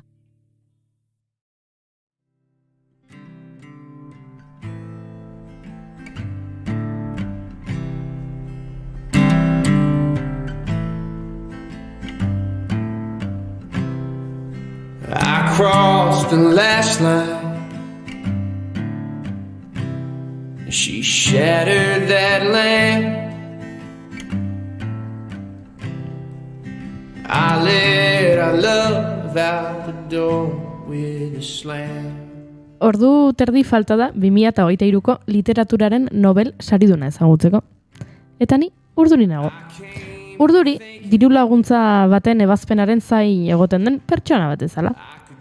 Urduri, eta ulertuko diazue, hauteskunde mailan egoteko zozketan bere izena atera den ala ez zain dagoen pertsona bezala.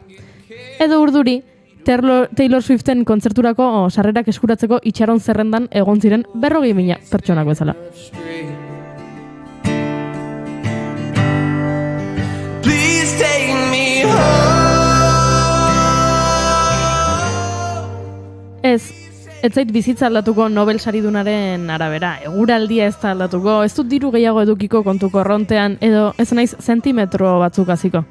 Are gehiago, ziurrenik hemendik urte batzuetara, ez naiz gai izango urte bakoitzean nork irabazi zuen esateko. Eta hala ere, urduri nago. Literatura gustoko dudalako eta gustoko idazleak oso gertuko sentitzen ditudalako.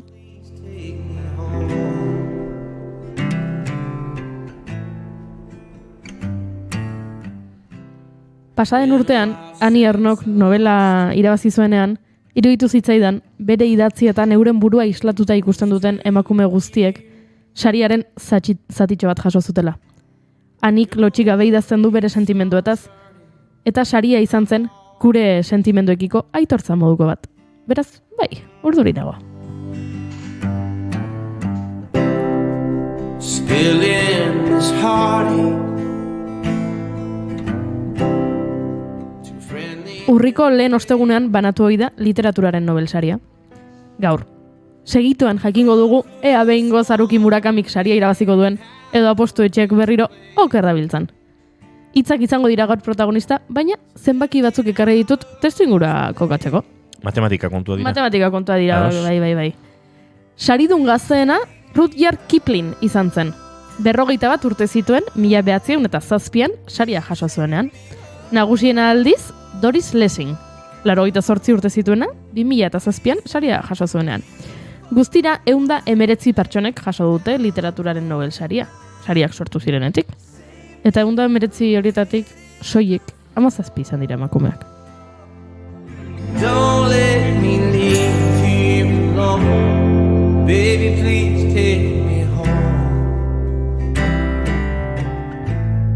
Baby, please take me home. Selma Lagerlöf suediarrak 1909 irabazi zuen Nobel saria. Arrazoia, bere idazkien ezaugarri diren idealismo garai, irudioen bizi eta izpirituzko pertzepzioaren estimazioa. Ordutik gehiago izan dira, baina esan bezala ez hainbeste.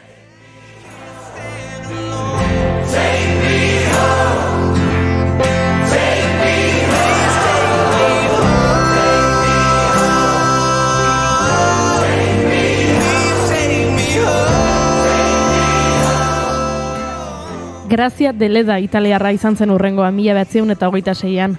Sigrid Urtzen Norvegiar Danimarkarrak 2 urte geroago irabazi zuen.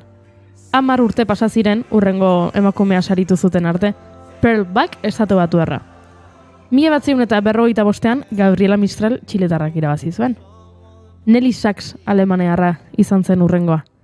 Nadine Gordimer 1981an Hego Afrikarra oraingoan. Toni Morrison 1983an estatu batuarra. Wisława Szymborska poloniarrak irabazi zuen geroago, eta Elfriede Jellin austriarrak 2007an. Gerora itorriko ziren Doris Lessing Erresuma Batukoa, Herta Müller alemaniar romaniarra, Svetlana Alexievich Bielorrusiakoa, Louis Gluck estatu batuarra, eta esan bezala, pasaden urtean, Annie Ernaux frantziarra.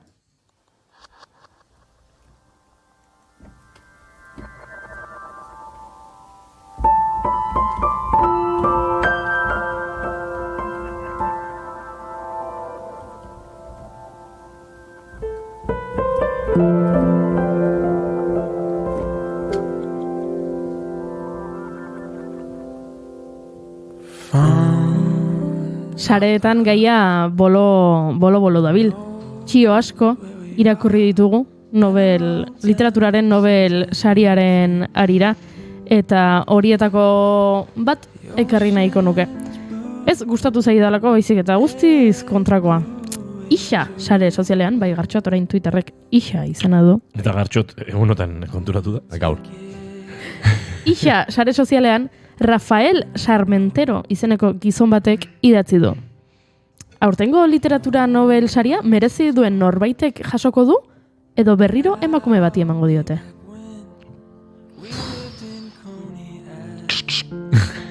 Io musika. Ze kiratxa, Good thing ever does.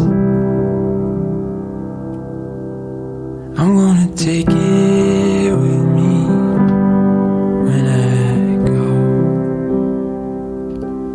far, far away. A train whistle blows. Wherever you're going, wherever you've been. Jota, da Rafael Sarmentero karrazoia duela, berriro emakume bati, eunda emeretzi saridun egon dira historian, eta horietatik 17 emakumeak, pila bada. Kupoa ja nahiko, ez? Eunda emeretzitik 17, hori da gauza bat oso exageratua. Rafael Sarmentero, uste dut, ala ere, gaur pozik geratuko dela. Ze, uste dut, ez duela emakume batek irabaziko gaur literaturaren Nobel saria. Jakin nahi duzuen nere porra, esan daiteke, ezin daiteke esan, Inigo, ze esaten didazu? Neon hemen begiratzen Rafael Sarmenteroren bibliografia eta bere zilegitasuna horrelako gauzak esateko. Baina, bai, esaiguzu, zein den zura postua? Nik uste dut Salman Rushdie irabaziko duela aurten literaturaren Nobel saria. Ez naiz sartuko baloratzera zeinek merezi duen gehiago, zeinen literatura gustatzen zaidan gehiago, edo iruditzen zaidan hobea. Badakizue sarietan askotan ez dela soilik baloratzen hori ez, letrak edo hitzak edo talentua, batzutan saritu nahi izaten dela, ez dakit, urtean gertatutakoa edo balioan jartzea, beste dozein arrazoiengatik eta uste dut hori izan daitekela Salman Rushdieren kasua. Salman Rushdie egonda badago, ez da hau, ez dakit, jende askok esango du Salman Rushdie irabaziko duela, baino izkutatuta egonda 5 urtez, atentatu bat jasan zuen, bere kontrako atentatu bat, eta izkutatuta egon zen, eta urte hontako maiatzaren 19an berriro birragertu zen New Yorken, inork ez zuen espero. Eta uste dut, izan daitekela, horrek, eman diezaiokela, berari saria emateko horrelako, ez egite, borobiltzeko, ez? Bera egonda izkutatuta, berak lan asko egin du aurten, edo, publikoki behintzat, Floridako zentsuraren aurka, hemen noiz edo noiz komentatu dugu, Estatu Batuetan sekulako arazoa daukatela momentu hauetan, eskola askotan, Estatu Batuetan diot, baina herrialde askotan, eta Espainian ere gertatzen da, eskoletako liburu asko zentzuratu nahi dituztela alderdi, eskuin muturreko alderdiek, badirelako, ez dakit, pornografia edo lotxaga bekeria edo homosexualitatea sustatzen dutelako, eta eskola askotatik liburuak kendu dituzte, eta Salman Rushdie, horren aurka agertu da, bera izan zen PEN idazleen elkarte handi hartako presidente, eta horren arira edo egon da, ez? Salatzen zentsura hori, orduan izan daiteke iruditzen zait berari, agian berari tokatuko zaiola aurten saria. Hori da, nik uste dudana, Baino, egia esan nahiago nuke beste norbaitek irabaztea. Ez dut esan, baina Salman Rushdie da indiarra da. Bigarren indiarra litzateke, Rabindranath Tagorek lortu zuen sariura duela urte asko noski, 1913. Artean indiatzen India, Rak Britaniarra zen, baina kontua da, Rushdie gehiago idatzen duela ziurrenik gaur egun ingelesez, ez? Bai. Bere jatorrizko hizkuntzan baino. Tagorek ere idatzi zuen ingelesez, baina asko bengali ere idatzi zuen, eta garaiak aldatu dira, mende eta piku pasada, bigarren Nobel sari izan liteke indiarentzat, literaturan, baina hori gaur hemendik ordu terdira, jakingo du. Ordu terdien hasiko da ekitaldia edo, eta gero jakingo du zenbat tardatzen duen, ez? Hori da, pentsatzen dut, nahiko azkarra izango dela, baino tira. Naiz eta Salman Rushdie ez irabazi, gertatu daitekelako, nik uste dut berari emango diotela, baina naiz eta berak ez irabazi, mendik bigo omen dio Midnight Children eta The Satanic Purses, gustatzen balin bazaizu Gabriel García Márquezen errealismo magikoa adibidez, gustatuko zaizu ziurrenik Salman Rushdie. Hori da nik uste dudana, nork irabaziko duen.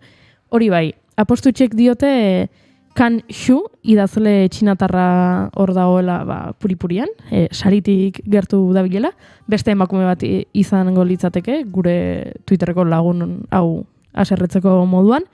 Ann Carson ere aipatu dute, eta hori da niretzako nik irabaztea nahiko nukena. Nik nahiko nuke Ann Carsonek irabaztea. Ann Carson kanadiarra da, ingelesez idazten du, itzultzaile lanak ere egiten ditu, eta niri pertsonalki asko gustatzen zait. Askotan poesia idazten du, baina baita ensaio, edo, mota askotako literatura landu izan du, eta asko gustatzen zait, baina uste dut, lehengo urtean Annie Ernaux irabazi zuen.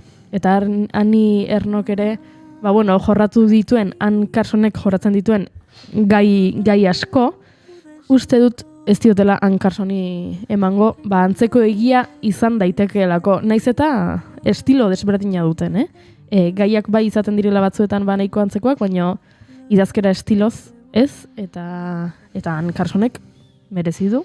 Baina uste dut egongo dela hori ez. Lehen urtean Annie Carson, ordan berriro ez dakit, uste dut ez. Eta gero zein daukagu Murakami ez. Urtero edo, literaturaren Nobel saria agertzen denean, urtero, apostu etxeetan eta jendeak bai sareetan eta bai edabideetan urtero esaten dute aurten Murakamiri emango diote saria. Murakami japoniarra da, idazle eta itzultzailea, mundu mailan ezaguna, ez dakit zer esan Murakamini buruz, hori, oso ezaguna da. Eta urtero gertatzen da, esaten dutela aurten da Murakamiren urtea, eta inoiz ez da izaten Murakamiren urtea. Nik esango dut, uste dudala ez. Ez diotela emango, eta gainera aitortu behar dizuet, niri bereziki etzaidala hainbeste gustatzen Murakami. Hori esan dezakezu, Kike Gonzalezena ez. Ara. Aizu, Ann Carsonek badu, akaso beri idazkeran ere bai, baina aurpegik eran edo, ez antza baino dauk pixka bat Simone de Beauvoir energia. Bai, eske biek daukate BCE, dala Big Coño Energy. Osea, es que... Bai, badaukaula impronta bat eta... bai Ann Carsonek eta bai Simon de Beauvoirak gure ixa edo Twitterreko lagunari goitibera horrela nazka aurpegiarekin begiratuta ja dena konponduko lukete. Rafari, gure Rafa, nola zan? Santanero, Salmentero. Salmentero, ahí va Rafa. Salmentero, que te odia el mundo entero. El para el amor aploran, el para el amor aploran. Baina, bueno, beste izen batzuk aipatuko ditut, ze hemen pixka bat aritu naiz barrura begira eta niri gustatzen zaizkidan edo ezagutzen ditudan idazleetatik, baina egia da izenen artean badaudela beste asko. Esan dut Kanxu txinatarrak, hori egongo litzatekela hor Leiaren buruan, baina badago John Foss norvegiarra, Gerald Moran australiarra, esan dudan Ann Carson, Ngugi Watong keniatarra, Mireka Kartarescu rumaniarra, Lyudmila Ulitskaya errusiarra. Ulitskaya oso kritika izan da Kremlinaren aurka eta orduan hor ere arrazoi politikoak medio agian izan daiteke saritua horregatik. Tomas Pintxon estatu batuarra, Laszlo Krasahorkai Ungariarra, edo Raul Zurita txiletarra. Badakit Raul Zurita Euskal Herrian jende asko maite duela, edo askori gustatzen zaiela. Beraz, agian polita izango litzateke Zuritak irabaztea, baina ikusten duzuen ez Murakami ez dago zerrenda horretan, Goizeko 11:33 minutu segituan Gartxotun zain Letonaren eskutik Nerea Urbizu deskubrituko dugu doinuetatik aratagon, baina oraintxe kontatuko dugu Gartxotek ze giro musikaletan ibiliko garen lekun berriarekin.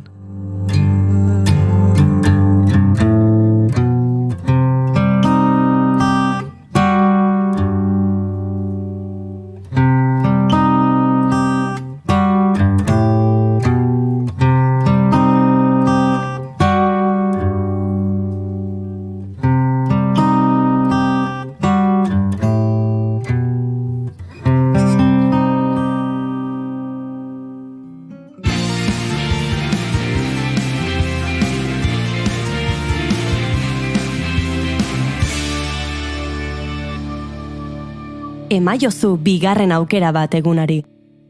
Naiz irratian, bigarren kafea. Bagoaz Nerea Urbizu entzutera, baina Gartxot, konta iguzu, ze girotan zelen aurreratu duzu haren kantu aukeraketak txunditu zaituela?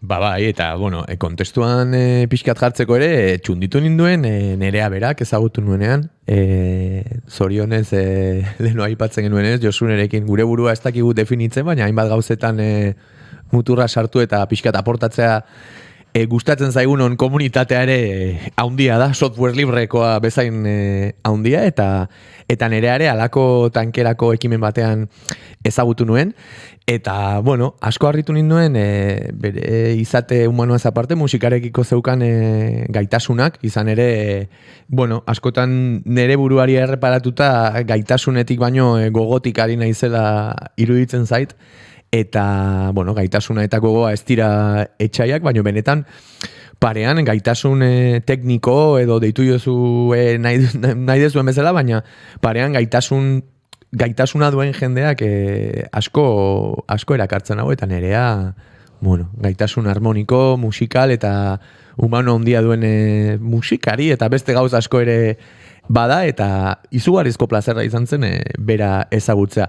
Eta, doinuetatik aratagon, doinu kutxun berriak ezagutu nahi ditugunez, gonbidatu ederra dela iruditu zitzaidan.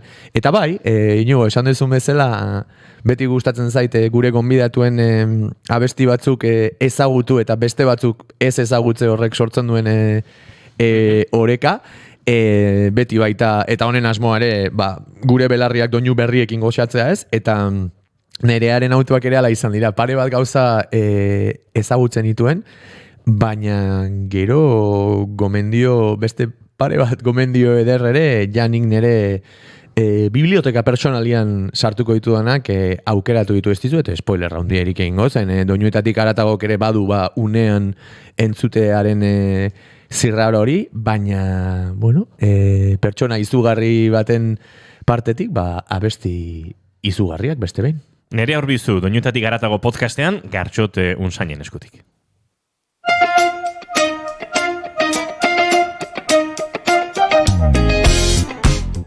Ongi etorri entzuleok doinuetatik haratago podcastaren atal berri batera. Astero bezala, hemen elkartzen gara jendearen kantu kutxun batzuk ezagutu eta gure belerriak goxatzeko, ez da? Astero legez. Gaurkoa nahiko emozioz betetan nago, izan ere, duela ez asko egindako laguntasun bat ekarri dut gurera, baina ezagutu nuenetik izugarrizko zirrara sortu dit, musikarekiko duen maitasunak, eta batez ere kapazidadeak, ez dakit nola esan, baina asko ikasi nuen gure gaurko gonbidatuarekin pasa nuen atxalde hartan, eta horregatik eskatu diot, kuriosidadetik abiatuta ere bere kantu kutxunak aurkezteko. Bera Nerea Urbizu da, besteak beste mila saltxatan ibilitakoa eta musikarekin harreman estua esango nuke betidanik duena, baina kaso batzuek umentzako enekantak ekimenean edo parte hartzen duelako ezagutuko dezue.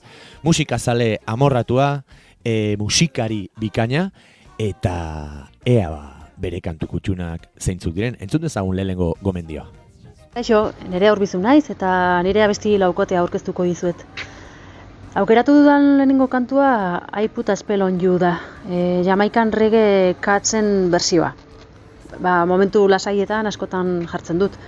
Kantuak ez dakit 70 urte inguru ditu, baina nekatzen ez nauen kantu horietako bada. Nina Simonerekin deskubritu nuen, ez dakit 2000 urtean edola izango zen, bai. Eta aurrekoan bertsio originala bilatzen aritu nintzen eta aurkitu nuen Screaming Jay Jawkinsena. Eta bideoak merezi du benetan, irudiak ikustea ikaragarria da.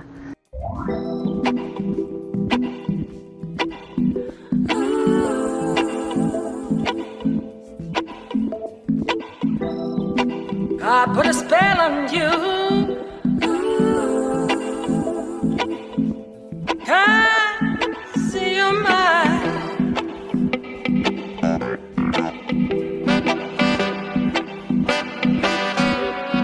You better stop the thing you're doing.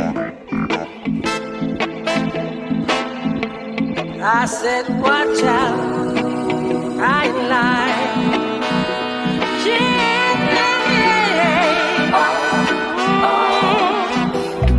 I ain't gonna take none of your fooling around.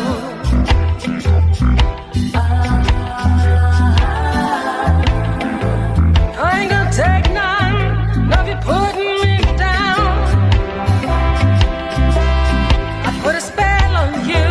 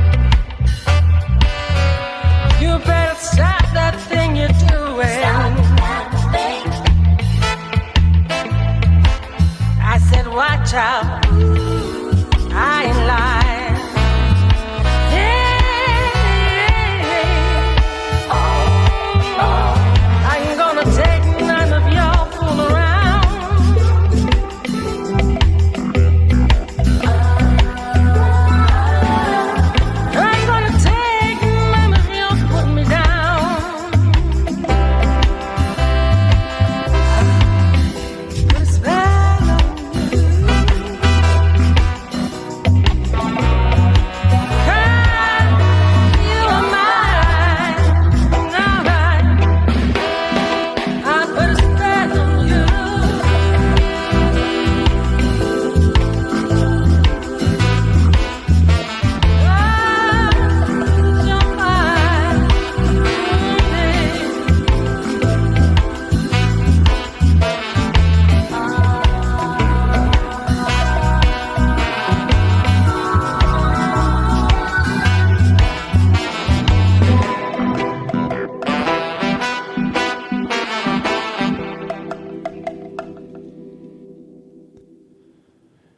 entzun dugu Jamaican Reggae katzen I Put a Spell on You, nerea horbizuren lehen gomendioa. Egia esan, ez dakit, ni eraman hau alako oporretarako giro batera, udara oraintxe pasa dugu, baina egia esan eraman hau inguruan inolako zaratarik edo ez dakit, energia agresiborik ez duen bastar batera. Ez du ondartza izan behar, baina idilikotasun puntu batera eraman hau beraz, eskerrik asko bidaiagatik nerea, eta entzun dezagun bigarren abestikutxun edo gomendio gisa, ze ekarri nahi izan diguzun. Aukeratu dudan bigarren kantua Odeiren zer nahi genuen abestia da. Bizio ezagutzen nuen eta lagun batek Odeiren disko berriaren berri eman zidan. Kantua entzun eta maite mintu egin nintzen. Binta berriz entzuteko gogoa pizten dit abesti honek. Benetako perlak botatzen ditu. Eta aitortu behar dut ez naizela gai hasieratik bukaerara dena botatzeko, baina kotxean noanean asko entrenatzen naiz. Gero, entzuten den piano melankoliko horrek ere indarra ematen dio abestiari. Iruditzen zait, letrak eta musikak oso ongi egiten dutela bat.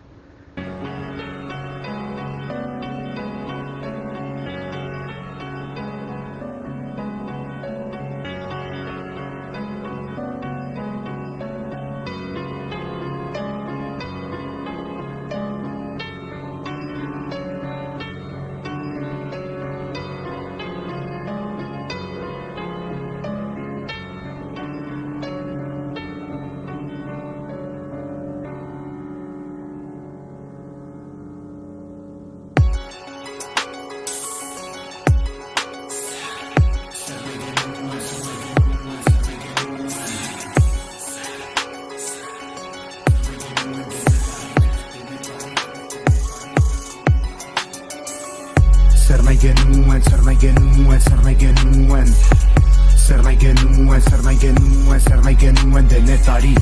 Ze izan dugu ere intabil, ze izan den dugu eren batil. Zer nahi genuen.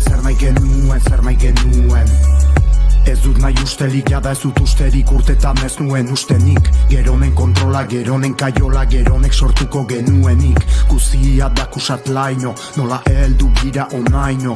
Etxaien lagun bilakatu gira lagunak etxai bihurtzeraino. Karrikatik goaz mesfidati, eta errua beti beste bati. Ezkerrera edo eskuinera joan GPS gabe zinera baki. Karrikan zehar mikroek ez da behar, bakoitzak berea daramaki. Zer da realitatea fikziorik gabe, inok bizitzen ez badaki. Zuri ala beltza, la rosa ala asuna. Zein errazitzali diguten, kritikarako gaitasuna. Osasuna, nahi duzuna, saldu zaidazu laguna. Baina beldurrak itxutu gaituta ikusten dugu berak nahi duna. Lehen nola orain pasata geroai kontra esanetan ego nahi. Jendeak zer nahi du gehiago ematen zaigu ez baitugu gutxio nahi. Elkarrizketa manuak nor naik, karriketa mamuak non nahi. Txarrena onartzera iritsi gira gure ustezko egun hobeen zain. Zer nahi genuen, zer nahi genuen, zer nahi genuen. Zer nahi genuen, zer nahi genuen, zer nahi genuen denetarik. Ze izan dugu ere intabil, ze izan den dugu eren batil. Zer nahi genuen, zer nahi genuen, zer nahi genuen. Zenbat lobi dauden lodi, haiek tori, zu erori. Ta berdina edo nori. Zer da hoien gandik nahi duzuen hori. Jokoa ez da zuzena bate, baina finida xake mate. Izan nahi baduzu zukonen parte, obedi ezazu puntuta aparte. Aski kate, aski kalte, ez harri zaizkigu gaur arte. Geldi dadin isiltzen gira, baina isiltzen girelako segi dezake. Ez dugu besteekin bizi nahi, baina ezin dugu bakarrik bizi. Jada poliziarik ez dugu behar, gu gira geure polizi. Balkoitan daude epaileak, saretan lekzio emaileak. Atzoko errebeldeak dira gaur dugun sistemaren bultzatzaileak. Zuentzat jolas baloia, zuentzat diru taloiak. Zuen belardian jolastea baino nahiago basataloia. Beti mugan, beti dudan, ez alda betikoa gugan. Abstentzioaren demokraziak asumitutako diktaduran. Gizarte bat bitaldetan, utxuneak bialdetan. Oinotzak urberoetan, Ta gainekoak irriz bulegoetan egunez egun Aroz aro, globoari so, nago, mago Sentitu nahi nuke baina ez dut uste naizenik ezer gehiago Akabo arago, joan nahi dut baina ez naiz nik nahi aina ezin Marra igaro, inoizko gizaki gehien gaudeta Inoizko gizatasun gutxien dago Zer nahi genuen, zer nahi genuen, zer nahi genuen Zer nahi genuen, zer nahi genuen, zer nahi genuen denetarik Ze izan dugu eren tabil, ze izan den dugu eren batil Zer nahi genuen, zer nahi genuen, zer nahi genuen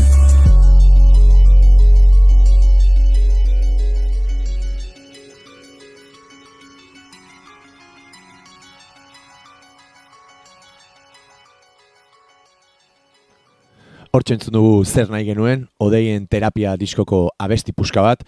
Bueno, zer esango dut Odeien inguruan, jada esan ez dudanik, gurean ere izan zen bigarren kafean, elkarrizketa akustikoetan, eta diskoa kaleratu zuen unean bezala, zuzenean ere ahozabalik utzi gintuen.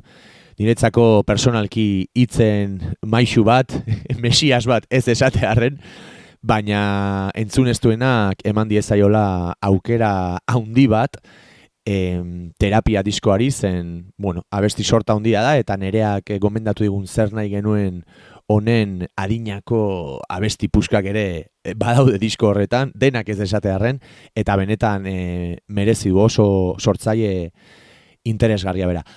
Eskerrik asko, Nerea. Ea hirugarren kantu kutxun gisa ze ekarri nahi izan diguzun. Asko kostatu zait hirugarren abestia aukeratzea. Musika momentuarekin lotzen dut eta bizitza momentuz dago beteta, beraz. Wotka nahi du, eta aukeratu dudana, Anthony and the Johnsonsena. Talde hau deskubrimendu bat izan zen niretzat. Ero gainera zuzenean bi aldiz ikusi dut taldea eta eszenariora agertzea ni malkotan hastea zen. Transmititzen duten pena hori asko iristen zait, pila bat iristen zait. Eta bolada txar edo galdu xamar bat bizitu nuenean, asko entzun dut talde hau. Esaten da ez, triste gaudenean, musika tristea entzun hobetzeko. Hori. Daukan erritmo inkonstante horrek ere, asko deitzen dit atentzioa. Ez dauka pulso konstante bat edo, eta ematen dio bere xarma ere bai. Asko gustatzen zait talde hau. Momentuetarako. What can I do when the birds got to die? What can I do when she's too weak to fly? What can I do when she's calling my name? She's crying, Mama, help me to live. Mama, help me to live. Mama, help me to live.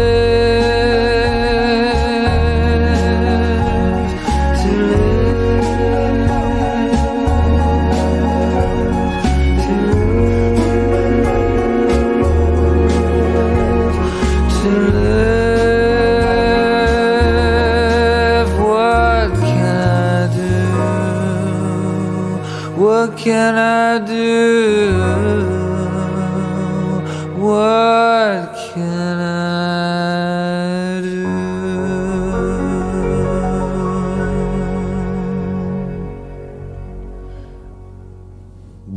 Arrazoi zenuen ere, egia esan momentu berezia sortzen du abesti honek eta ulertu dezaket nik pertsonalki eta entzuleak pentsatu dezaket ere bai momentu berezi eta benetako indarra eta eragina egiten duen kantua dela, oso potentea iruditu zait. Nik Anthony and the Johnsons ere ezagutu nuen duela urte asko eta benetan oso proiektu kuriosoa da, barkatu. Gogoan daukat, enaiz ni oso ona CD edo albumen izenaz gogoratzen, baino bai Hopes There's Someone, You Are My Sister eta I'm a Bird edo antzeko zerbait zen Anthony and the Johnsons disko ura eta hala ezagutu nuenik, benetan pianoan eta oso modu xumean izugarrizko ahotsaren ez dakit, erakustaldia iruditzen zaineri, etengabekoa, sentimentuak nola helarazten dituen, benetan bada jendea, ez? Halako ahotse berezi eta bakarra duena.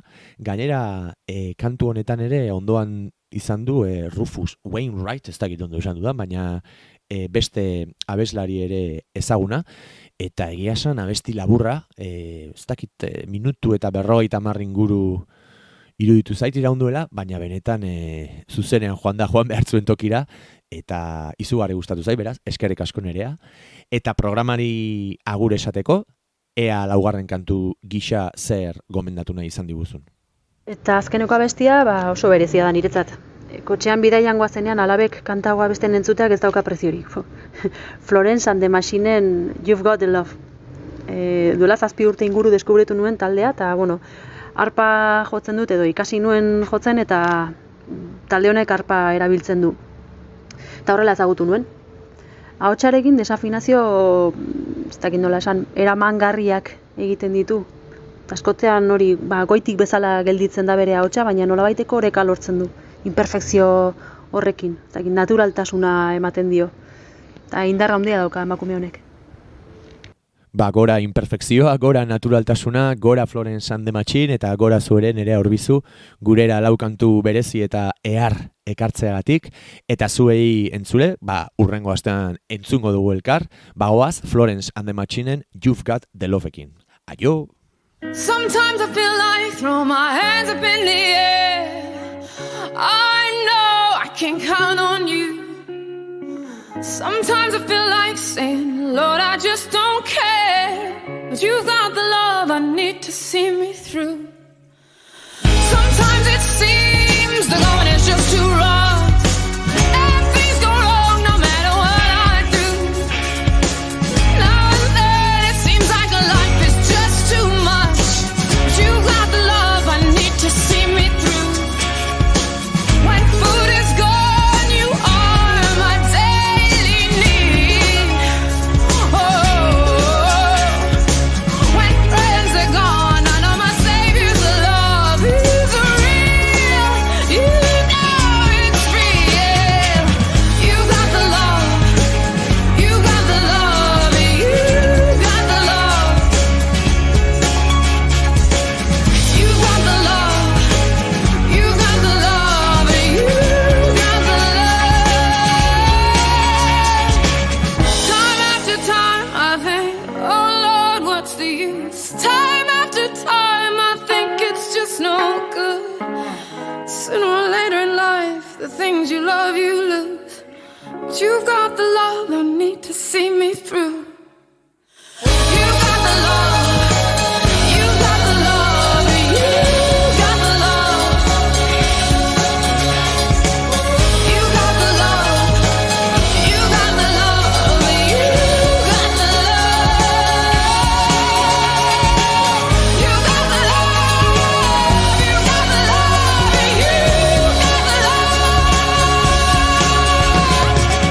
You got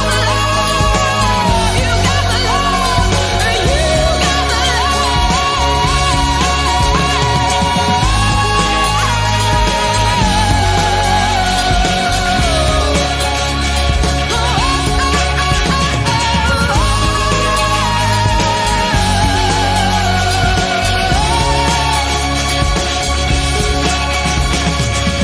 Sometimes I feel like throw my hands up in the air, 'cause I know I can count on you.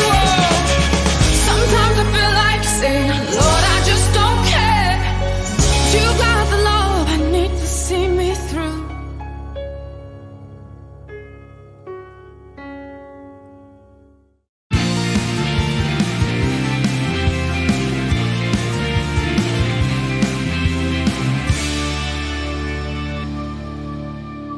Bigarrenak ez direlako beti okerragoak, bigarren kafea. Gartxot goiuri. Daukat Bai? zalantzat, batuten igual pixkat relajatu beharko genuke gauzekin. Zer dauka Inigok? Eh? Zer dauka? Esan duzu? Daukazula zerbait? Ez, ea batzutan relajatu. Ja, ez ez ulertu. esan dezu, gatxot goiri daukat zalantza bat. Iruelarekin zalantza. Relajatu zerekin? Bai, nik entzun, ulertu lertu izutela, sakondu zazu, baina nire lehenengo erantzuna da bai. Zenienago bat relajatuta azken orduko albisteekin, Ja, bueno, hori... Vale, baina bestela bai, relajatu behar dugu zergatik, zerekin, nolatan. Odol txarra ez egiteko, amabietako boletineko jutziko diogu konta dezaten... Vale, eta gu erlaxatu egingo gara, zergatik. Erlaxatu ez baina bai, duda daukat. Atzo, sartu nintzen lehenengoz primeran plataforma digital berri honetan. Eta guaindik antzaude ez da? Koste egiten da, pixka bat. Koste egiten da. Pentsa zure gauza bera pasatzaidan, osea, justu erregistratu eta loartu. Loartu, oso da. Pixka tardatzen da. Baina, herrialdea aukeratzerakoan, aukera ezakezu Tanzania, aukera ezakezu Ego Afrika, aukera ezakezu Chile, aukera ezakezu Filipinas, edo aukera dezakezu Espainia. Baina ez dago Euskal Nazioaren ordezkaritza bermatuko dizun aukerarik. Ez dago? Gipuzko aukera ezakezu, Bizkaia aukera ezakezu. Iparralde aukeratu dezakezu. Zer da hori? Zer da hori? Zeinek egin du mierda hori? Begirari nahi zai. Pentsatzen dut, norbaiti Euskal Herria aukeratzea, Euskal Herria jartzea, Euskadi kontzeptuarekin talkan zer oso egingo zitzaiola. Eta plataforma hau jaurlaritzaren menpe dagoen, horrela erabakiko zutela. Edo horrelako zerbait, ez dakit. ETB-ren da, ez? ETB dago primeranen atzean, beraz, ETB-en jarraitzen duten nazio ikuspegi politika berbera. Hau da. Baterez. Tanzania. Eta beraz, Naparra bazara ez daukezu aukerarik hori identifikatuta sentitzeko? Nafarroa baldago, Juri? Egongo da, pentsatzen dut. Bai? Nik pentsatzen dut, ez dut gogoan, baina pentsatzen dut jarriko duela Gipuzkoa, Araba, Bizkaia, Iparralde eta Nafarroa. Iparralde ikusi nuela, hori badakit. Bai, nik Euskal Autonomia Erkidegoko 3 lurraldeak ere bai, baino madarik atzen nebilen, Eusk jarri eta, Euskal Herria ezpada Euskadi edo baten aukera izango da, ez? Eta Esp jarri eta Espainia, ondo agertzen zen bertan. Beraz, primeraren arabera, izan zaitezke espainol, tanzano edo filipino, baina ezin zaitezke izan euskaldun, hori bai, izan zaitezke gipuzkoar edo iparraldeño. Wow, marka da, Marka da gero. Ikusi duzu zerbait, primeranen? Itxaso ikusten hasi nahi nuen, eta ez zinen hasi. Aserreak eta energia joan zitezkidan erregistro prozesuan. Baina tira, saiakera egingo dut, aurreneko segundu batzuk ikusi nituen, Jon Plazaola surfea egiten, da pentsatzen nun, bikoiztaile bat da, edo surfean moldatzen da Plazaola. Eta, duda daukat, Joni Platzi gero batxapatu da, ondo moldatzea lehizu, hemen ze pasaik. Bueno, agurtu behar dugu, Gartxotun Sein Letona, bihar ez, datorren asteazkenean ere ez, 2 aste barru beraz ikusiko zaitugu hemen. Hori da. Goiuri, zu bihar arte, goizeko 10:05 hemen izango gara entzule. Zintzo ibili, aio.